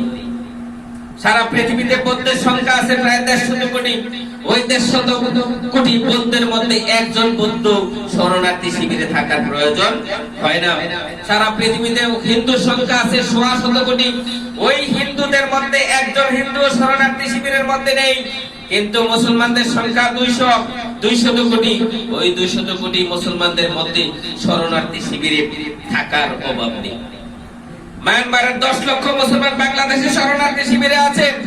আপনি সিরিয়ার দিকে তাকান, সিরিয়া একটা অন্ধকার কুফে পরিণত হয়েছে। আপনি ফিলিস্তিনের দিকে তাকান, চেচনিয়ার দিকে তাকান, বসনিয়ার দিকে তাকান, ইরাকের দিকে তাকান, এগুলি একটা জেলখানা, একটা কারবালায় পরিণত হয়েছে। আপনি ইয়েমেনের দিকে তাকান, ইয়েমেনের মানুষগুলো সৌদি আরবে রাস্তায় রাস্তায় ভিক্ষা করা লাগতেছে। একটাই কারণ, তারা কোরআন ছেড়ে দিয়েছে। কোরআন ছেড়ে দেওয়ার কারণে এটা হয়েছে। কোরআনের সাথে আপনি থাকেন, আল্লাহ তাআলা বলছে কোরআনের জ্ঞানী লোকদেরকে আল্লাহ সম্মান বাড়িয়ে দেন। আপনি কেন মার খান? তার মানে আপনি কোরআনের জ্ঞানের প্রতি আপনি অটল নন, আপনি কোরআনের প্রতি যথার্থ বিশ্বাসী নন। আল্লাহ তাআলা সূরা তাহা 2 নম্বর আয়াতে বলেন মানজালনা আলাইকাল কুরআন লিতাশকা। হে নবী, আমি তো আপনার কাছে কোরআন এর জন্য দেই নাই যে আপনি অধঃপতিত হবেন, আপনি শাস্তি পাবেন, মানুষ জুলুম করবে, অত্যাচার করবে, এই জন্য তো দেই নাই। আপনাকে তো কোরআন দিয়েছি আমি, যাতে করে আপনি এই কোরআনের মাধ্যমে শ্রেষ্ঠত্ব নিয়ে থাকতে পারেন, রাজত্ব নিয়ে থাকতে পারেন। এটার প্রমাণ রাসূল সাল্লাল্লাহু আলাইহি সাল্লাম মক্কি জীবন থেকে মাদানী জীবনে আল্লাহ যখন নিয়ে গেলেন, শ্রেষ্ঠত্ব দিয়ে দিয়েছেন, রাজত্ব দিয়ে দিয়েছেন। কোরআনকে আপনি যদি পদপাথে হিসেবে নিতে চান, নিতে পারেন, তাহলে আপনাকেও আল্লাহ তাআলা রাজত্ব তুলে দেবেন। তাহলে আপনারা যারা আছেন এখন সমাজ পরিবর্তন করতেন, আপনারা চান? অবশ্যই। ঠিক না? সমাজ পরিবর্তন করতে হলে কোরআন লাগবে না? অবশ্যই লাগবে, কোরআন অবশ্যই লাগবে। ডক্টর মোহাম্মদ শহীদুল্লাহ বাংলা সাহিত্যের পণ্ডিত, তার চেয়ে বড় জ্ঞানী বাংলা সাহিত্যে এখনো কেউ জন্ম হয়নি। ডক্টর মোহাম্মদ শহীদুল্লাহ বলেছেন যে আপনি আপনার সন্তানকে শিক্ষিত বানালেন, আপনি আপনার সন্তানকে জ্ঞানী বানালেন, আপনি খুব জ্ঞানী হলেন। এখন আপনি যত পণ্ডিত হন, আপনি যত জ্ঞানের প্রাচুর্যতা নিয়ে আপনি থাকেন, যদি আপনার মধ্যে ধর্মীয় জ্ঞান না থাকে, তাহলে আপনার নামের আগে একটা টাইটেল যোগ হবে, সেটা হলো মূর্খ। আপনি পণ্ডিত বটে, মূর্খ পণ্ডিত। কে বলছে? ডক্টর মোহাম্মদ শহীদুল্লাহ। আমার ভাইয়েরা, ইংরেজ পণ্ডিত স্টেট লেহানের মন্তব্য। স্টেট লেহান বলছে আপনি আপনার সন্তানকে 3টা আর শিক্ষা দিয়েছেন, রিডিং, রাইটিং, অ্যারিথমেটিক। 3টা আর শিক্ষা আপনি আপনার সন্তানকে দিয়েছেন, কিন্তু 4র্থ নাম্বার আরটা আপনি মাইনাস করেছেন। 4র্থ নাম্বার আরটা কি? রিলিজিয়ন। ওই রিলিজিয়ন যখন আপনি মাইনাস করেছেন, তাহলে আপনি অপেক্ষায় থাকেন 5ম নাম্বার আর এর জন্য। ওই 5ম নাম্বার আর হলো রাজনীতি। আপনি 3টা আর শিক্ষা দিয়েছেন, 4র্থ নাম্বার আর শিক্ষা দেন নাই, আপনার সন্তান একজন বদমাশ হবে, সে আর মানুষ না। আমার ভাইয়েরা, আল্লাহ রাসূল সাল্লাল্লাহু আলাইহি সাল্লাম বলেছেন, যেই সিনার মধ্যে কোরআন নেই, সেই সিনাটা হলো বিরানা বাড়ির মতো। বিরানা বাড়ি কোনটা? যেই বাড়িতে গেট লাগানো থাকে, ওই বাড়িতে মানুষ থাকে না। ওই বাড়িতে কিছুদিন পরে দেখা যায় মাকড়সার জালে পুরো বাড়ি আবদ্ধ করে ফেলেছে। সাপ থাকে, ইঁদুর থাকে, কুকুর থাকে, বিড়াল থাকে। তার মানে কি? এখানে সভ্যতার চিন্তা এই বাড়িতে আর নেই। সেই সিনার মধ্যে কোরআন নেই, সেই সিনা কখনো সভ্য চিন্তা করতে পারে না। আল্লাহ রাসূল সাল্লাল্লাহু আলাইহি সাল্লামের শিক্ষা ব্যবস্থা ছিল, ইকরা বিইসমি রাব্বিকাল্লাযী খালাক, পড়ো তোমার প্রভুর নামে, যিনি তোমাকে সৃষ্টি করেছেন। তার মানে আল্লাহর নামে পড়া, আল্লাহর নামে পড়া। আল্লাহ রাসূল সাল্লাল্লাহু আলাইহি সাল্লামের শিক্ষা ব্যবস্থায় 3টা আদর্শ ছিল। একটা ছিল সোশ্যাল ভ্যালু, আর একটা ছিল হিউম্যান ভ্যালু, আর একটা ছিল ideological value. Social value, human value, ideological value, এই 3টা ভ্যালুর সমন্বয়ে আল্লাহ রাসূল সাল্লাল্লাহু আলাইহি সাল্লাম মানুষকে শিক্ষা দিয়েছিলেন, যার কারণে সারা পৃথিবীতে এত শান্তিপূর্ণ সমাজ ব্যবস্থা গড়ে উঠেছিল। সারা পৃথিবী অতীতে কখনো এমন শান্তিপূর্ণ সমাজ ব্যবস্থা দেখে নাই, ভবিষ্যতেও দেখার সম্ভাবনা কম। যদি আপনি কোরআনের আদর্শে লালিত হতে পারেন, তাহলে সম্ভাবনা আছে, তাহলে সম্ভাবনা আছে। আপনি আমাদের শিক্ষা ব্যবস্থার মধ্যে সোশ্যাল ভ্যালু আছে, হিউম্যান ভ্যালু আছে। সোশ্যাল ভ্যালু, হিউম্যান ভ্যালু দিয়ে আপনি একটা জাতি গঠন করতে পারবেন। আইডিওলজিক্যাল ভ্যালু ছাড়া যদি সোশ্যাল ভ্যালু, হিউম্যান ভ্যালু দিয়ে জাতি গঠন করতে চান, একটা জাতি গঠিত হবে, তবে এই জাতি আদর্শিক জাতি হবে না। জাতি গঠন করার জন্য একটা বিপ্লব প্রয়োজন। ওই বিপ্লবটা রুশ বিপ্লব নয়, ওইটা ফরাসি বিপ্লব নয়, ওইটা শিল্প বিপ্লব নয়, এটা হতে হবে আদর্শিক বিপ্লব। ওই আদর্শকে আপনি গড়ে তুলতে হবে। ওই আদর্শের আলোকে যদি আপনি নিজে গড়ে ওঠেন, আপনার সমাজ ব্যবস্থাকে গড়ে তুলতে পারেন, তাহলে এই শিক্ষা ব্যবস্থা দিয়ে আপনি সমাজ ব্যবস্থাকে সুন্দর একটা সমাজ ব্যবস্থা গড়ে তুলতে পারবেন। আপনাকে রাসূল সাল্লাল্লাহু আলাইহি ওয়াসাল্লামের আদর্শের দিকে চলে যেতেই হবে, অবশ্যই যেতে হবে, এর বাইরে কোনো সুযোগ নেই। আমার ভাইয়েরা, এক সময়ের একজন বড় কুস্তিগীর ছিলেন, গামা পালোয়ান। হ্যাঁ, আপনারা হয়তো নাম শুনেছেন। পালোয়ান শব্দটা আমরা নাম শুনেছি। পালোয়ান শব্দটা ওই গামা পালোয়ান থেকে এসেছে। গামা পালোয়ান গুগলে সার্চ করে দেখবেন। পাকিস্তানে তার জন্ম, পাঞ্জাব অঞ্চলে। ওই গামা পালোয়ান একদিন আল্লামা ইকবালকে বলল, ইকবাল, তুমি তো জ্ঞান দিয়ে সমাজ চালাতে চাও, সমাজকে পরিচালনা করতে চাও, তুমি কি আমার সাথে পারো? ও তো কুস্তিগীর, সে তো বিশ্ব সেরা কুস্তিগীর, তার মতো বড় কুস্তিগীর আর কেউ ছিল না ওই যুগে। তার সাথে কুস্তি করে কেউ আর পারত না। ওই গামা পালোয়ান বলছে, ইকবাল তুমি কি আমার সাথে পারবা? আল্লামা ইকবাল বললেন, সরি, এই জায়গায় আমি পারবো না। তোমার সাথে কি করে পারবো? সারা পৃথিবীর শ্রেষ্ঠ কুস্তিগিরেরাও তো পারে না, তোমার সাথে আমি কি করে পারবো? একটু বন্ধুত্ব সুলভ আচরণ করলেন গামা পালোয়ান। এবার আল্লামা ইকবাল এবার গামা পালোয়ানকে বললেন, গামা পালোয়ান চলো এক জায়গায় যাব। এই বলে গামা পালোয়ানকে নিয়ে আল্লামা ইকবাল একটা সমাবেশে নিয়ে গেলেন। ওই সমাবেশে গিয়ে গামা পালোয়ানকে আল্লামা ইকবাল ভাষণ দিলেন। ভাষণ দিয়ে আসার সময় ভাবলেন, আমার তো মেহমান গামা পালোয়ান, তাকে একটু কথা বলার সুযোগ দেওয়া দরকার। এই ভেবে গামা পালোয়ানের কথা তিনি ঘোষণা দিয়ে আসলেন। বললেন, এই লক্ষ জনতা, হাজারো জনতা, আপনারা যারা আছেন, আপনাদের সামনে এই মুহূর্তে বক্তব্য নিয়ে আসছেন পৃথিবীর শ্রেষ্ঠ কুস্তিগীর গামা পালোয়ান। এই কথা শুনে গামা পালোয়ানের গাটা একটা শিহরণ দিয়ে উঠলো, একটু ঘাম দিয়ে উঠলো। ভাবলো, এত মানুষের সামনে কথা বলা এটা আমার দ্বারা সম্ভব নয়। এই ভেবে সে ভয়ে ভীত হয়ে গেল।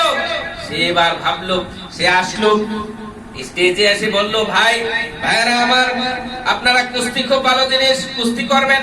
কুস্তি করলে স্বাস্থ্য ভালো থাকে, স্বাস্থ্য ভালো থাকলে মন ভালো থাকে, মন ভালো থাকলে জাতি ভালো থাকবে। এই বলে তিনি বক্তব্য দিলেন 1 মিনিট বা 1.5 মিনিট। এর ভিতরে তার পুরো দেহ ভিজে শেষ, পুরো দেহ ভিজে গেল। হাসির খোরাক দিচ্ছি না, আপনি এখান থেকে শিক্ষণীয় বিষয় নিতে হবে। পুরো দেহ ভিজে গেল, ঘামে টক হয়ে ঘাম পড়ছে। তারপরে তার হাঁটু কাঁপছে, সে আর আগাতে পারছেন না। সে আলোচনা শেষ দিয়ে চলে গেলেন। গিয়ে আল্লামা ইকবালের কানের কাছে গিয়ে বললেন, আল্লামা ইকবাল, সমাবেশের পরে বোঝা যাবে তোমার কতদিনে কত কিছু যায়। তোমার খবর আছে, তোমাকে আজকে আমি মেরে ফেলবো। আল্লামা ইকবাল বললেন, কি হয়েছে, কেন? ওই আমি দৈনিক 12 থেকে 14 ঘন্টা ব্যায়াম করে, 12 থেকে 14 ঘন্টা কুস্তি করি, এক ফোঁটা ঘাম বার করতে পারি না। তুমি এমন একটা কাজে আমাকে দিলাম, 1 মিনিট কথা বলতে পারলাম না, আমার ঘামে পুরো দেহ ভিজে গেল। আল্লামা ইকবাল বললেন, গামা পালোয়ান, তোমার শরীরে শক্তি আছে, এই শক্তি দিয়ে তুমি নিজেকে চালাতে পারো, একটা জাতি পরিচালনা করতে পারো না। জাতি পরিচালনা করতে হলে শিক্ষা লাগবে, সেই শিক্ষা হতে হবে আদর্শিক শিক্ষা। আদর্শিক শিক্ষা রিলিজিয়ন ছাড়া আর হবে না। কোরআন ছাড়া কোনো মানুষ আদর্শিক শিক্ষা অর্জন করতে পারে না।